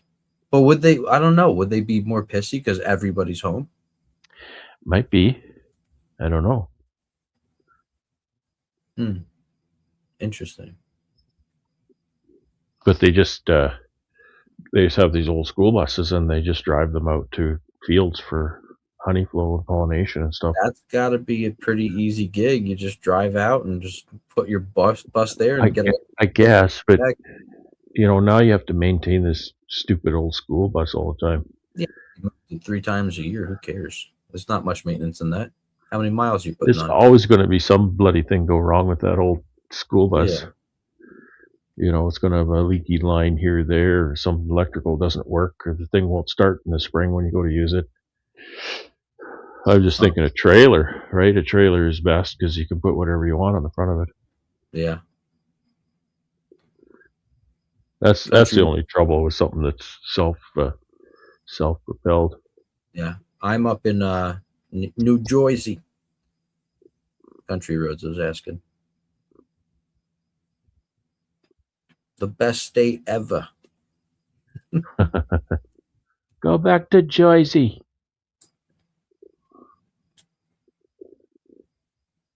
Imagine running a generator in that to run the AC unit. Running more fuel than anything. They run like a few gallons a day at least, right?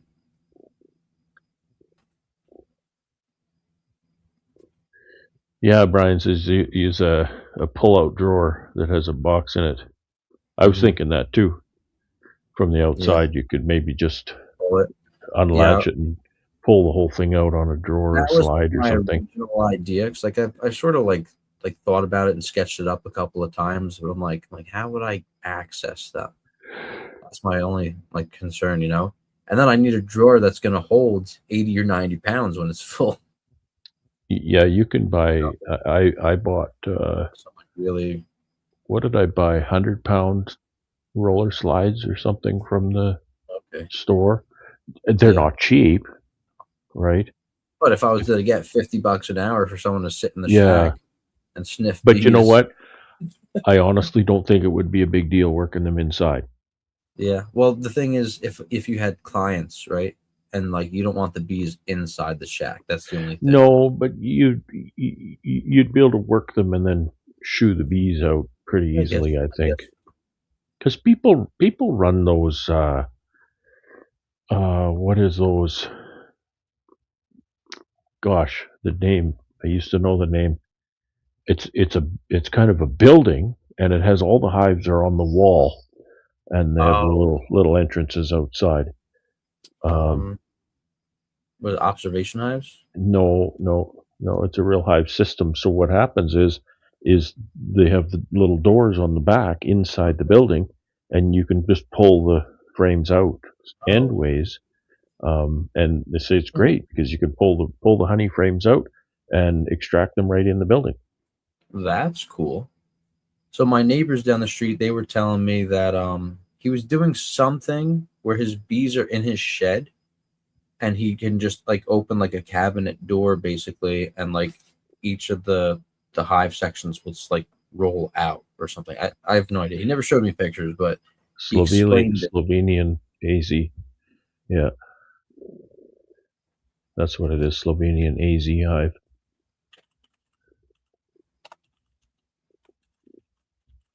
Look this up. Oh, maybe that's what he was talking about. Yeah, that's cool. Pretty cool. Pretty involved. What's going on? She just flew behind the. You got a bee chasing you. She's doing something. Poor MJ got a big bad bee chasing him. Guys, remember, I only like stinging myself. When they sting me, I cry like a girl. She's gonna whack me. I'm telling you, I'm waiting for it. She's just gonna pop out of nowhere and be like, "Bam!"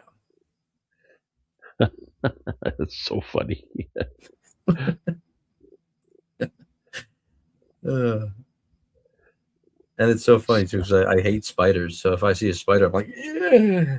Oh, But like, tough, I'll tough work with guy, stick. eh? The spiders. Oh yeah, Uh, spiders and sharks, man. Something well, about it. sharks are easier to avoid than spiders. Usually, I just don't go in the ocean anymore.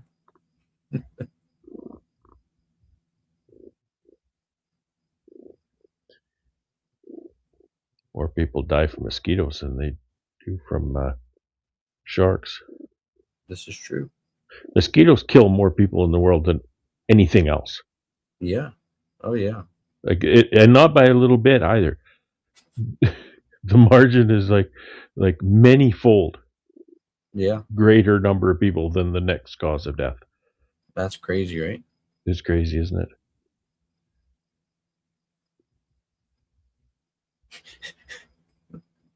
Never had a shark crawling on me while I'm laying in bed. But spiders, yes. And ticks. I've woken up at night with a tick on me. Oh, Oh, yeah. boy. I woke up one time with this big spider on my face, and I'm like waking up, and I'm like, what is crawling on me? And I wake up, and there's a huge spider on me. I'm like, ah, jump up, throw the covers in the air. Jackie wakes up. She's like, what are you doing? I go, there's a spider. Everybody has their kryptonite.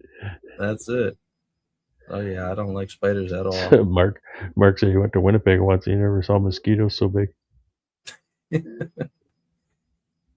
Well, you maybe guys up maybe he's not saying they're so big, but greater so numbers. There's a lot of mosquitoes sometimes. well, you guys get the black flies up by you too, right? Not here. You have to go a little ways east to get black flies. Northwest Ontario. Okay. Yeah, that's Because I know black fly country. Vermont gets them. Yeah, Vermont and Maine get them. those little tiny black flies that bite. Yeah, they mess you up.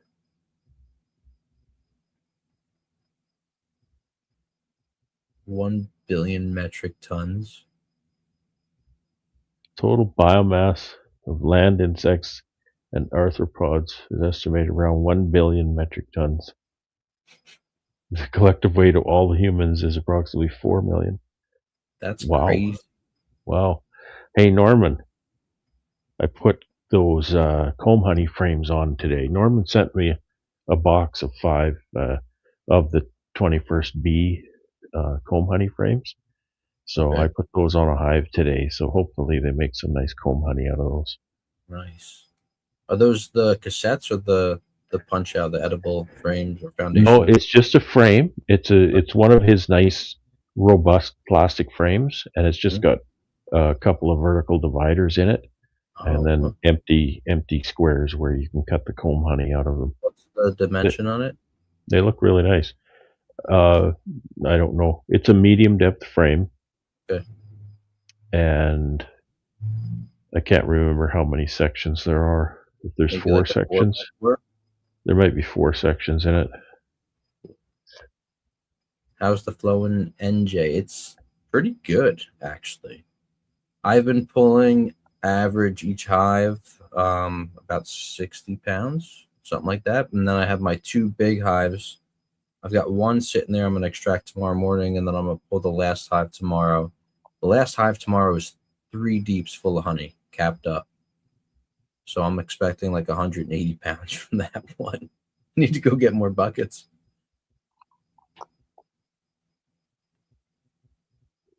But I think this is like a really just off year. I don't know. Most other years I've averaged between 35 and 45 pounds a hive. Something like that. Clay says there are 4 sections. Seems to me they are. Yeah, I want to do comb honey, but like I don't want to waste all the resources for the bees. If you're on a good flow, Yeah, they draw it no problem. if you got the market, boy, the margin is there. Yeah, there's the market. That people pay like $20 for a little square like that. Yeah, Oh. it's a good market. It's a bit of work though, you know. Yeah. Got to get all your packaging and spend time cutting it and whatnot. It takes Hmm. a lot of time. But, I can get, what do I get? Is it 2 or 3 times as much per pound than I get for liquid honey? Yeah. I mean, let's say you can get 4 cuts out of a medium frame, and you can Hmm. make $80 around by May, right? That 3.5 pounds is only selling for $45. Well, yeah, the math is a little different here. 3.5 pounds, Well, let's say 3 pounds on a medium frame, right? About. Let's just say three you got pounds. 3 pounds. I sell my pounds at $15 each. So if I got 3 pounds from a medium frame, it's $45. If I Uh, do cut comb and I get 4 pieces of it at $20 each, because that's the price around here, right. that turns into 80 I'm bucks. just trying to think about the math for me.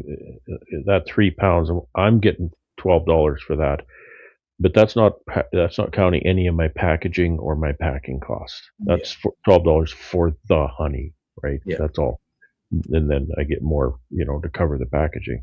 Mhm. Um, but the comb honey, uh, for 3 pounds, and now this is not apples to apples because this is a packed price. I would get $45 for that. Okay. So take a little bit off for packaging, and I do my own packing on the comb honey, Mhm. so I don't have to pay a third party for that. Okay.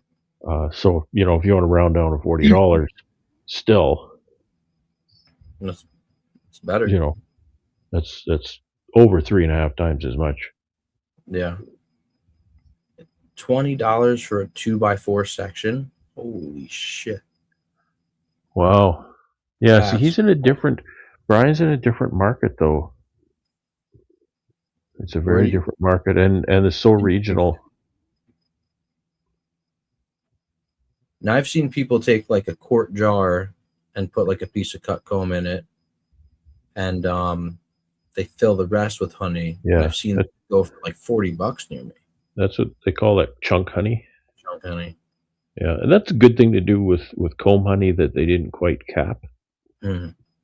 You could just throw that in a So let me show you jar. the jar. I've done that. Your challenge there is if that liquid honey granulates, then it's really tricky to warm that enough to liquefy without melting the wax. Mm. I have no idea where my little jars are, but you know those little 2 ounce jars that I have? My Yeah, mentor sells those, and I guess they have a propolis trap, right? And they sell those with like a little scrape of propolis in each one, and they really. sell that $5 for 2 ounces. Hmm. Yeah, like I say, if you got the market for stuff, go ahead. Hmm. Yeah. You know, if that's what people are wanting to buy, by all Oh yeah. means, be the guy. Holland goes for a good amount too. Yeah, Holland does. Eight ounce jar for $20. We've never developed much of a market for pollen. No, you start. I mean, we've had the odd person buy it, but that's about it. Yeah, But we don't pursue it either. I yeah. don't. Start I don't. advertising it. Make it a thing Yeah, yeah. because Well, I could. they always bring in pollen, I could. and you just market it. Be like, I could do a lot of things. a lot of people I swear, could that's sell what they like. pollen. I could sell propolis. I could sell royal jelly. You could do beeswax, food wraps. You can do everything. I Yeah. don't have the. I don't have the energy. Yep. I say I don't have the time, but I have time to sit on live streams. Yep.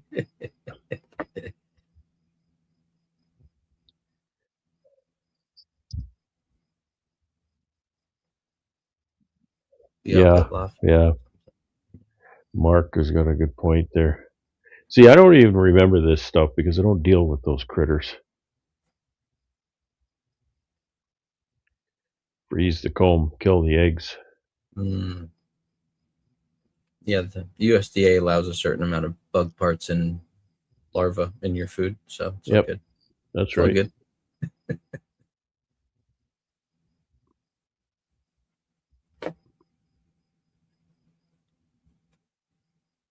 Yep. Can't have all your eggs in one basket. I mean, bees Yeah, are. I do kind of a big basket as far as products go. I do have a little bit of diversification as far as my clientele, Mm. selling direct, selling at a limited number of markets, selling through retail, that sort of thing. You guys still do markets? Or We not kind as of much? had got it down to two markets, but one of them isn't going to happen, so we might just do one this year. Oh, bummer. Yeah, Bummer. yeah, I I didn't have this. know. I have one market I found last year. It's 6 hours. It's like 9 a.m. to 3 p.m. But I sold like $670 worth of honey in a day. Nice. It was sweet. Yeah, yeah.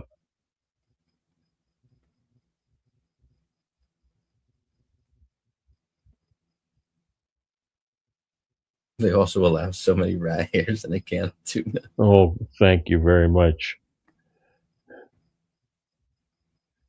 Rat hairs, tuna. Yummy. That's why your Yeah, tuna tastes so good. it's seasoned for them. That's right. Season for the cat. Yeah, candles would definitely be a big seller, especially if it's just straight beeswax. See, you got to hit the crunchy people, Brad, because everyone's like, "Oh, candle, Yankee candles, they smell so good," but then they go crunchy and they're like, "Oh, it's poisoning my air." And they're like, "Do you have any like 100% pure beeswax that has the pollen of the area and like little bits of honey residue in Yeah. it?" Tell, Yes, I tell got them that. it's infused with whale song.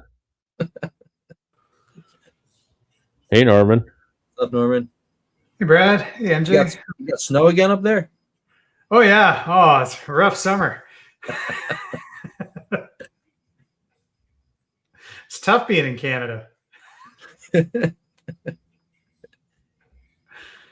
No, it's a golden age that'll never end here. Nice. Still got blackberries going, and we're getting the fireweeds starting to pop, and it's going pretty good over here right now. Awesome. We've You had a been pulling couple of honey? well, we've had a couple of little cooler days. I've pulled a little bit of honey so far, and yeah, there's a little bit of weight on some of the hives, so I'm not displaced. So yeah, that's it. That's actually the next thing I got to do. I got to set up the extracting room.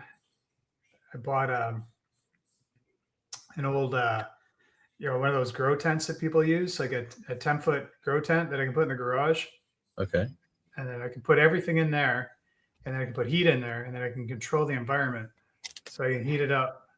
Is what I'm figuring is going to be I saw someone do a setup like that, and he ran a dehydrator in there and fans, and Yeah. basically he was like pulling moisture out of any wet honey.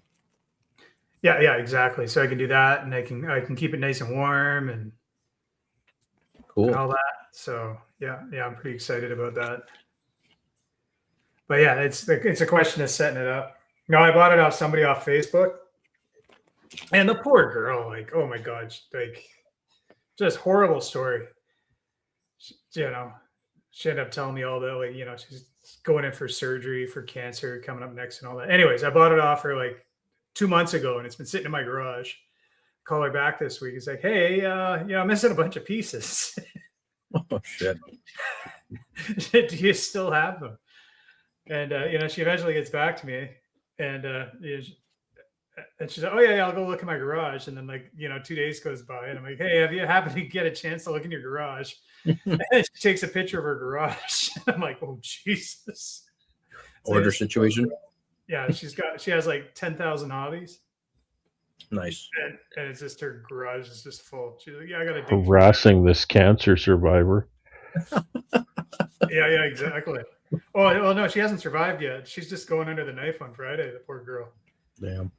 So yeah, and I didn't find out about that part until I'm at this point about hassling about her, and then she mentioned it, and I'm like, oh Jesus. then we had a chat about that, and oh, the poor girl. That's rough. But, Yes, that is rough. it's life. You gotta sell her some bees now. Oh, she has too many hobbies. One more. Bees stay outside. Her next thing is she's getting into pottery. So she's gonna, somehow get rid of so much stuff out of the garage, and she's gonna set up a pottery studio in her garage. I don't know how that's gonna work out. But Facebook market a lot of stuff. Yeah, she's gonna have to move a lot of stuff.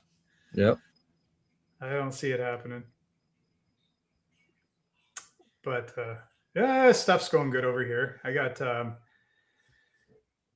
got 34 queens in the queen oven right now, and 2 of them popped today. So they got new homes. So they're the lucky ones, because I don't have homes for this many queens. Figure it out. Break them off. Make some nukes. Yeah, exactly. Now, how do you make nukes with your frames? Can you? Oh yeah. Do you have like regular frames that you could drop into a nuke box? Yeah, there's a couple ways I can go about it. Okay. One way with my frames, I actually put little dividers in my boxes, so I can put like little plastic dividers, so I can cut it into like 4, like as many as 4. I haven't done that yet, but I can cut it into like 4 hives. Oh. And the entrance will be front and back, I guess. Yeah, I could do 2 in the front, 2 in the back, like that sort of thing. Or what I've done so far is I've done 50-50, like both in the front, and then I just put another hive on top as well, which is working out real well. I'm noticing now, what the heck what the heck is his name? I watched this video today and everything, but yeah, he does that too. Oh man, he's a fairly famous beekeeping guy. Massive shop in the southern U.S. Anyways, Bob Benny. I think it's Bob Benny. Yeah, he does. He puts his nukes on top as well. Okay. And yeah, I find it really works well. Nice. So yeah, like one, kind of bee footprint, I could have like 3 hives. Like I do have 3 hives right now, so it's all right. I'll tell you, shaking bees when they're at your face sucks. Found that out today on one of the hives. It's like a 6-stack. I'm like, this is really not fun. I should have brought a stool. You got to work on your shoulders, or is it just more the bees in your face? I mean, it was a little bit of both, because I'm like up there, I'm like shaking them, and they're 6 to 8 pounds each, because they're deep frames full of honey, and I'm trying to pull. That's how you get the guns, bro. That's it. There you go, coming along. I'd rather work on my dad bod. lift a full deep on top of a stack of 6. Mm-hmm. That works out the old shoulders. Oh yeah. Uh-huh. Yeah, it's like just cracking it is a workout. I've done that, and you know what? That's punishment, because it's just a lack of planning. Yeah. Why would you ever plan to do that? Yeah, why are you putting it back up there? That's what I'm asking. It's just stupidity. Exactly. Yeah, it's got no business being up there anymore. New beekeeper problems. That's what it is. It's with the drying room. I just wanted a really tall hive, I guess. Hey, tall hives are cool. They are. What I should do is I should take all of the empties, right? And I should just make as tall of a stack as I can on one of the hives just for a picture. Oh, for sure. Oh, that's what I do. Just put it on the strongest one. In the corner somewhere. It's like, oh yeah, that. Oh yeah, that's the. That's. But then it'll be a pain, because I'll be on a ladder and I'll have to shake all the bees out of the boxes. Going down. I have a real nice little step. I bought a couple of step ladders years and years ago when they went on sale. I was like, they're not even, they're stools basically, like 18-inch like industrial stools, little gator stool, and they're like 18 inches tall, and it's like they're perfect because that's all you need. Is it like the workbench one?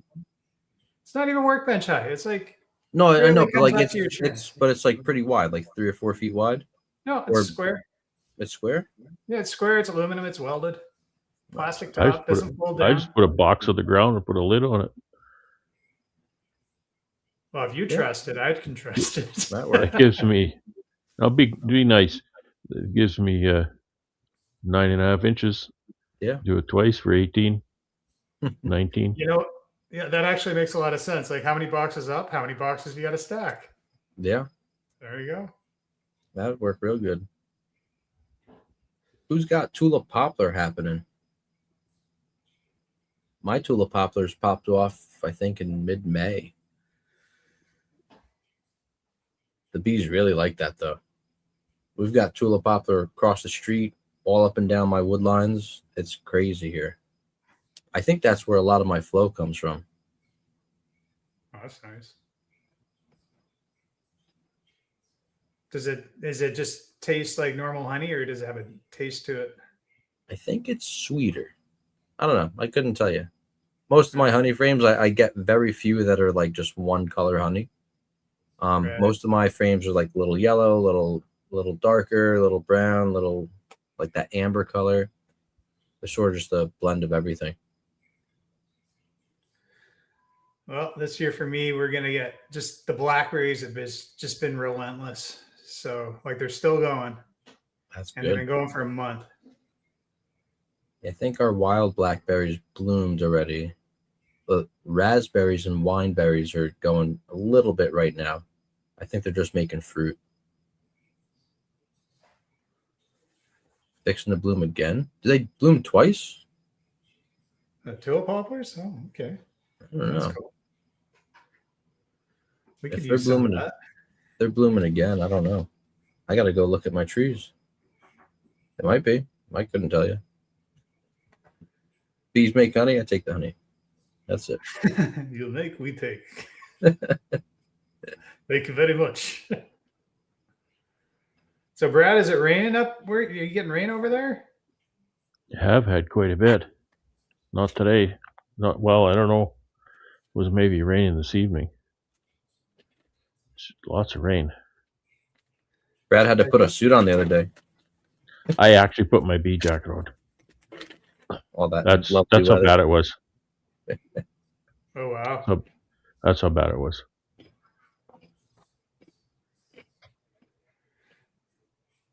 Things were dire.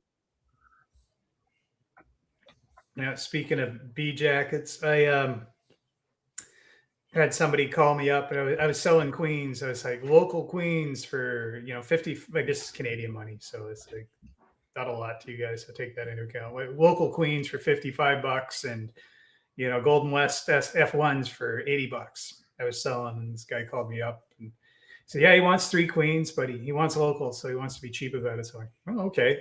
So basically, what I'm doing is, I got all my Golden West ones, but then I got a few like stragglers, from other types. So it's like, okay, well, I'll sell you those. So I got to go to. I put all my angry queens into an out yard, so I got to go there and try and get the queens out of them. They weren't too bad this time, but when I demarried them like earlier that week, oh my god, I got lit up. I've never been stung so much in my life. But that being said, it was actually pissing rain at the time. Like I pulled up, I got a trailer full of gear to put on top, right? So I'm gonna demarry everything. So I got like a trailer full of stuff. And it's like I've driven all this way, and it starts pissing rain. I'm like, Jesus Christ. Okay, well, I'll wait a couple minutes, but this is happening. Cowboy up. That's it. Exactly. So I wait, and it lets off a little bit, and I go out there, and the first one's okay, second one's okay, and then the third one, all of a sudden I just open it up, and they just like, like when they just turn on you and come right, like you just. Oh yeah, I've had lids where as soon as I crack it, it's a black cloud funneling out and into my face. They're all trying to sting me. It wasn't that bad, but it's just something like from buzzing. Like there's a difference between like they just kind of buzz around, and then they're like, no, they're coming at you. Mm-hmm. It was that line, Yeah. and then they start finding my hands. Yeah. Like I'm not wearing gloves or anything, so it's like just whap, whap, whap, whap, whap. The one I had to pop my veil over my head while I was cleaning buckets tonight. It was like bouncing off me. She didn't get me in the face, so I popped the veil. and then I had my gloves like sitting like a few feet away because she started going for my hands. I grab my gloves and I start doing nunchucks with them, and I feel the buzzing like right here on my palm. Again, I was about to get stung, and I look down, and her stinger is in my glove, and her ass is just leaking, and I go, So you got her. she got herself. She missed. Yeah. But yeah, so I had to deal with that in the rain, and got that all set up. And then a couple days later, went back in, and they weren't nearly as bad. They were just still aggressive, but I was just so happy to just get rid of these queens. Maybe they were just pissy from the move. And no, these were always like, they're just not as nice as the Golden West queens. Okay. The guy's going to call you back and he's be like, hey, remember how I was cheap? I want a refund. These things suck. No, they're good queens. Like, No, I don't doubt it, but they're just angry. They say angry bees make the best honey.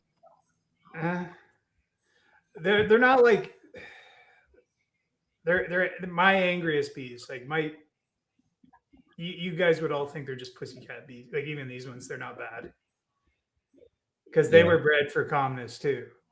Okay. But it's just these new ones I have, they're just so much of a next level of calmness. Well, in the States, it's illegal to breed them for aggressiveness. It says if you breed queens, it says you must select the calm hive. You have to breed them for gentleness. That's what they want. They don't want mean bees. That makes complete sense. I like that. Yeah. I don't know. I'm glad I didn't graft from the one that was attacking me today because I don't want them. Oh geez. Yeah, I'm gonna go back in and pinch them. No, and, I've been grafting from this. I've been grafting everything from this one hive. It's a Golden West. I've had it for a year and a half now, and it's like just no matter what, no matter the weather, no matter like I might have been stung on the fingers like once or twice. Probably your own fault. That's because like I put fingers on basically I put fingers on the bees. Yeah. Yeah. I'll always get hit in the fingers when I'm like going down or something. Yeah. It's like, or like, you just kind of, I basically almost crushed the bees with my big gum fingers. And they're like, whoop, hit you. Yeah. It's like, hey, watch it, bud. But, I'll pull frames out and I grafted out of it and manhandled it. And I've done all kinds of stuff to it. It's like, it's a sweetheart of a hive. Yeah. I've got 2 hives and they're really sweet.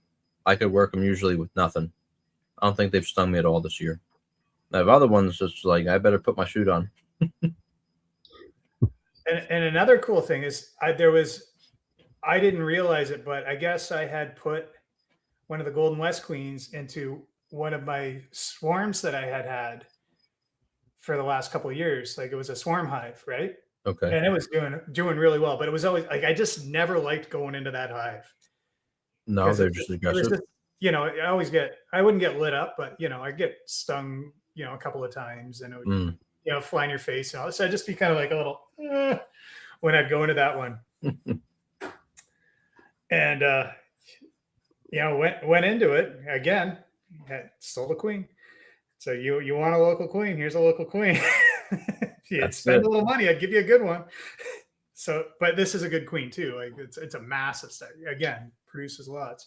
But he got lucky on this one because I pulled it apart and all of a sudden all the bees are nice.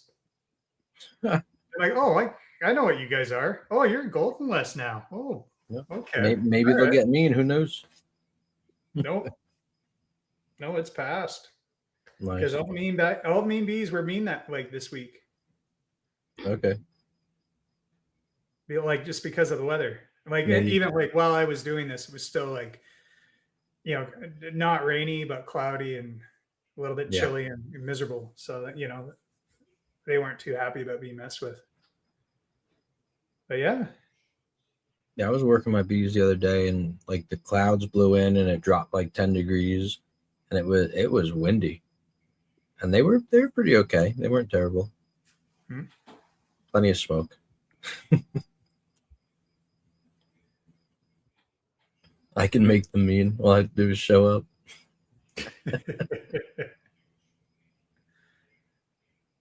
Well, you're doing something. Or maybe they have If I was more. gonna breed for aggressive bees, they'd be robber bees. That's it. They don't gather any nectar. They only rob out other hives and bring it back to you. Yeah, these are my California hives.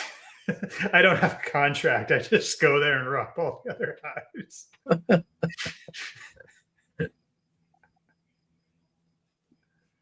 You guys see all the flip bee trucks like all over the country? Every year, same story. It's crazy. So what is Yeah, that it's kind like? of crazy. Is that because they like to hire cheap drivers? Is that the deal? Or the drivers don't know what they're doing. Or the people who loaded the truck didn't know what they were doing and they loaded things unevenly. Or you might have like one side that's like stacked up and it's like got plenty of nectar in it. Their beehives, they weigh nothing. Not if they're loaded with nectar.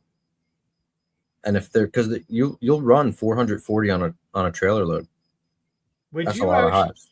do they not harvest like they actually ship back like So some of the beekeepers will actually sell their hives out there. They just ship them out one Right. time one way, and then they sell them. Other people will ship them back. And Yeah. for me, I looked up shipping costs and freight. It is about $21,000 to ship from where I am out to the almond groves for round trip. But if you fill a trailer up and you get $200 a hive, that's like 90 grand. Right? yeah? Or 88,000. Yeah, so you minus out your 21K, looking at a $67,000 paycheck before March or by March. That'd be a good way to start the year. And that's the weird thing too that I don't understand. Like they put them out there and they're like pretty much double deeps. Yep. And they're in the almond groves and they're going to bring a ton of nectar and they're probably going to make a ton of honey. I don't know if it's as much nectar intensive as it is like pollen intensive. They get a lot of pollen. And whatever nectar they find, it's enough to rear brood because they say, like I've talked to guys that shipped them there, when those bees come back, they are busting out of it. And then they get back up here in our area and like all the maples in bloom, like the dandelions are like soon to start up. And those bees are ready to split or break nukes off of. Right. So it's well timed for that. But then like when you bring them, like how much honey is in there? I've talked to them about that. So I'm it assuming it like sounds- probably it like a sounds to me normal like amount. If you send them with two and you don't send extra equipment, so you're like putting supers on it. I mean, it's possible they'll swarm out there too. Yeah. Well, yeah, that You know, but like I just like the common thing is that they just send them in two and they bring them back. And it's like, well, how much nectar would they bring back? So then that goes back to the trucking thing is I don't think they have a lot of honey in them when they come back. I don't think it weighs very much. maybe not. Maybe just the stupid drivers. Yeah. But if they did have honey and they loaded them weird, Yeah, then it would suck. I feel like a lot of the keepers that send them though, they feed their bees so they're like full up even before they leave. So DC is saying that when they go, they pull off splits. They do manage them. And I am not correct. They have honey. Okay. We're mean, listening to you, DC. They would have to do something, right? So they go there light, they come back heavy. And then they load their truck lopsided and it flips over. All right, there you go. I mean, Mentor does almonds. That's cool. Yeah, that's my goal one day.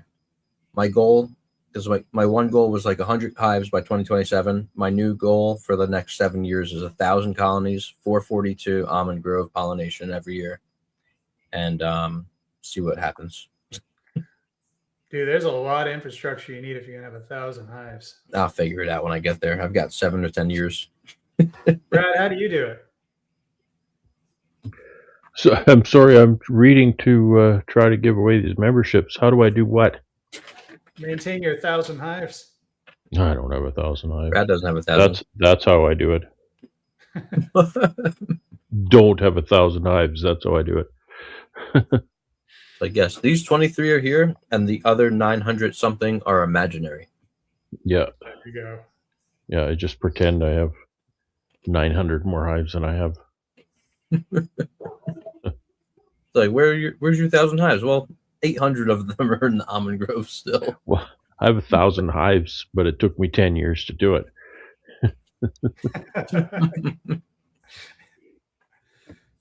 No, I was running close to 200, and I got kind of tired of that. And I mean, this doesn't sound like much, but you know, I'm not in my 30s anymore, and I don't have any help, so it's just all me. And not only just the beekeeping part, but it's marketing and running the business and That's a lot of money to sell. delivering to everybody and whatnot. So it takes a lot of time. Yeah, logistics. You do it all as the sole owner of the Yeah. company, right? Yeah.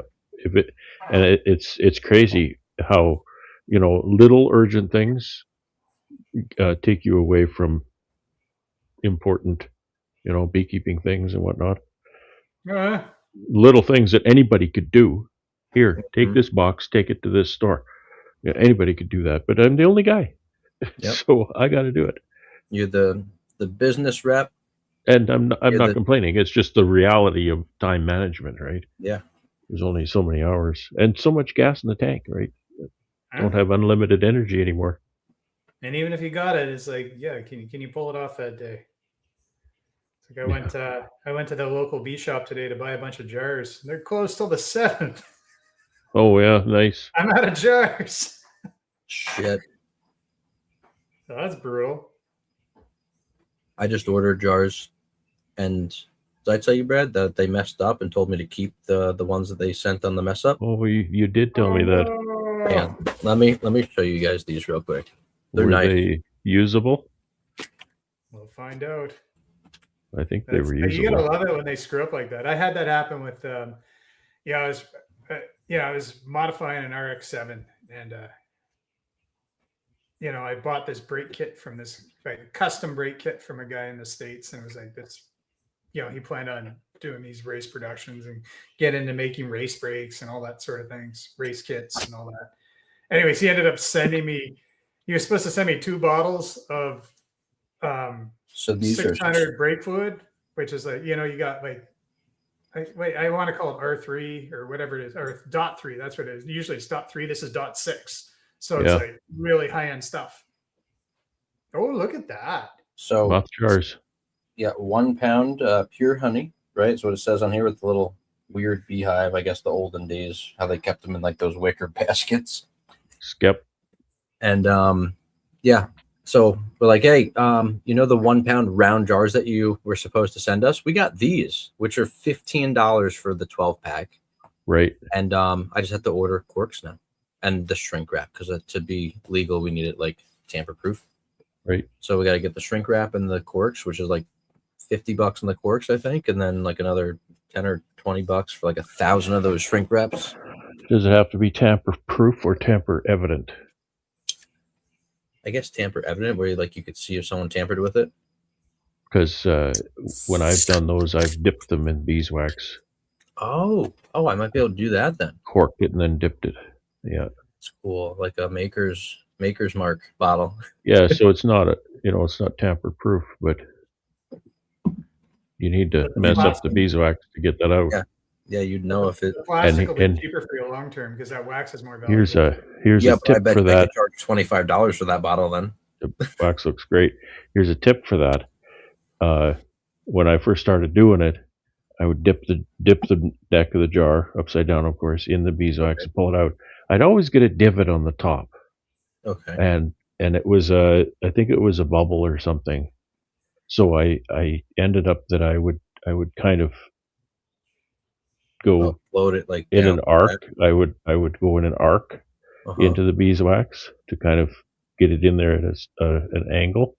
Okay. And that seemed to work a lot better. Oh, I think I could mark Try it out. You might really like the way it looks. Really good. And then you get your little twine and your little card label and stuff around it. Yeah. I've got some in the other room here. Oh, that might be really sweet. Yeah. Yeah, because I was gonna sell these instead of 15 a pound for 18 a pound, just because they're a nicer jar, and the Okay. packaging's a bit more on it. But now I have to redesign a square label or a rectangular label to fit the back. Stupid. We just we got a craft business card size. We punched a little hole in the corner and put that twine stuff around the neck. And so it's just a card. It's not a label on the jar at all. I need a label. So I need pounds, Has to be ounces, stuck and to it. grams. Yeah, I need pounds, ounces, and grams. I need my my address. I need to say raw honey. I need an ingredients list that says 100% raw honey. You need to put grams on it? Yeah. Oh yeah. Really? Yep. Interesting. Get artsy for the crunchy moms with the move jars. I mean, they told me to keep it. I said, hey, do you want to send the reshipment label? And they go, no, it's okay. They go, give it to someone in the community. It's like, I'm going to keep it. Give it to me. I'm going to get corks to my next order with the round jar. How many did you get? 6 boxes of them. Oh, nice. There you go. Dude. Yeah, 72 jars like that. Nice. I boosted the price on those maybe a little too much, and they didn't sell here, so I didn't. I've actually got quite a few boxes of them in the shed. Yeah. That I've never used. So I used to sell our hexagonal jars for $18, and I had a bee pendant with it and a honey dipper, and those sold all day long. This I feel like it'd be a hot seller because people look at it and they'd be like, oh, I'm gonna get that and just put it on a shelf. It's like the bottle of Maker's Mark that has the wax dip, and they just like let it sit there because it looks cool. And I thought the same thing. Uh-huh. And again, like I said before, it depends on your market. Market around here isn't that kind of market. Oh, I don't know. We got all the Sidian plants, so they love bougie shit. Yep. I think people around here are a little too cheap. They're just not into buying stuff like that. Yeah. Well, I mean, you get the right group, yeah, but overall, general population, they're just not so much into it. Yeah, I think if you're going to do that wax thing, it's more you got to have like a tourist population, so they're buying it as a gift that they're bringing to somebody. Yeah. Whereas if they're going to actually eat it themselves, you want the plastic. Is kind of my thought on that. Well, I use these the round jars. That's what that's my go-to. I just like glass. Let's talk amongst yourselves. I'll go and grab my jar out of the other room. Yeah, we use the hexagonal jars up to all the little sizes all the way up to 500 mils. Okay. And then it gets round. And then we buy the liters from Walmart, the big mason jars. I just finally started selling 2-pounders this year. Look at these, the Queen lines. Ooh, massive. Is that plastic or is that glass? Glass. Ooh, okay, all right, that's nice. Yeah.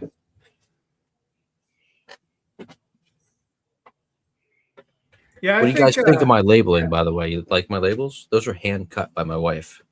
I like it. No, I'm not to shit on the wax coating, but if you're buying it for yourself, I think that would kind of turn you off. Like if you're buying an expensive thing, it would kind of turn you off. See, because then you got to crack it and you think you're overpaying for the bougie. Maybe, but like there's people that collect honey and just put honey jars on a shelf. Well, yeah, like that's like if you're getting a gift for somebody or something like that. But like how many? I also think that's the one-off guy. You want repeat guy. You want the guy to keep coming back every week. Yeah, well, they'll come back because most likely the people that are buying from me, they're always repeat customers. A lot of them are repeat customers at this point. Oh, nice! I love it. No, that's just the cork without any plastic or wax or anything. But I have another one here, and these have been sitting a long time. And that's got the wax. No, I didn't. That's got the wax on it. I didn't show you. And I got the little 2-pounders for the Queen lines. The little tag with the little little story about the guy who invented the jar. that kind of stuff. So That's cool. I like Yeah. You that. got the jar story guy. You don't have your story on there. What about the B-Man story, man? That's what they want. his story is a little more interesting. Yeah, but they're buying it from you. How They do you wanna know. guys ever get the question where like people come up to you at like a market or like they go, "Do you keep the bees? Like, do you actually have bees?" No, I'm just selling fucking honey. Like, what do you mean? Do I actually have bees? You have to be nice to your customers. Oh, I go, yeah. Want to see a picture? I show them. I show You them make all my a- bee pictures. You make a Like, what you kind make of a little question joke. is that? You say something like, "Sure thing, I got the stings to prove it." Uh-huh. You know, that kind of thing. People well, ask me No, the more bees- often. Yeah. People ask me more often at a market. They'll say, they'll pick up the honey and they'll say, "Did you make this?" And I say, "No, the bees made it. I just put it in a jar." Well, that's what I meant. Well, it's not what you asked. Yeah, right. She's like, "Oh, this And is then- your honey?" No, it's the bees. Actually, it's the bees' honey. Yeah, I stole it, and they were pissed. Yep. And one lady asked me, she looks at honey, she says, "How long does it last?" And I say, "I don't know, 4,000 or 5,000 years."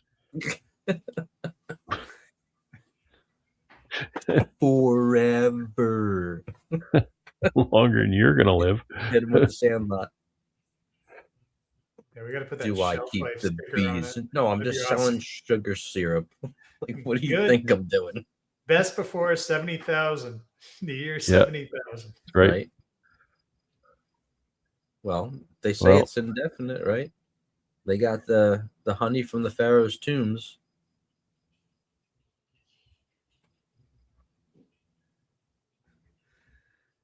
The girl works I'm like, boot hand. Well over 2 hours. I think I'm gonna pack this in. I really appreciate everybody coming by. It was nice to see such a good crowd on a impromptu, spontaneous live stream. And thanks for my on-screen guests, Absolutely. Norman and MJ, and the multitude of guests in the chat. I really appreciate you coming by, making this another successful and enjoyable live stream. So Oh yeah, fun chat. until then, thanks everybody, and have a good night. Have a good night, everyone. Good night, all.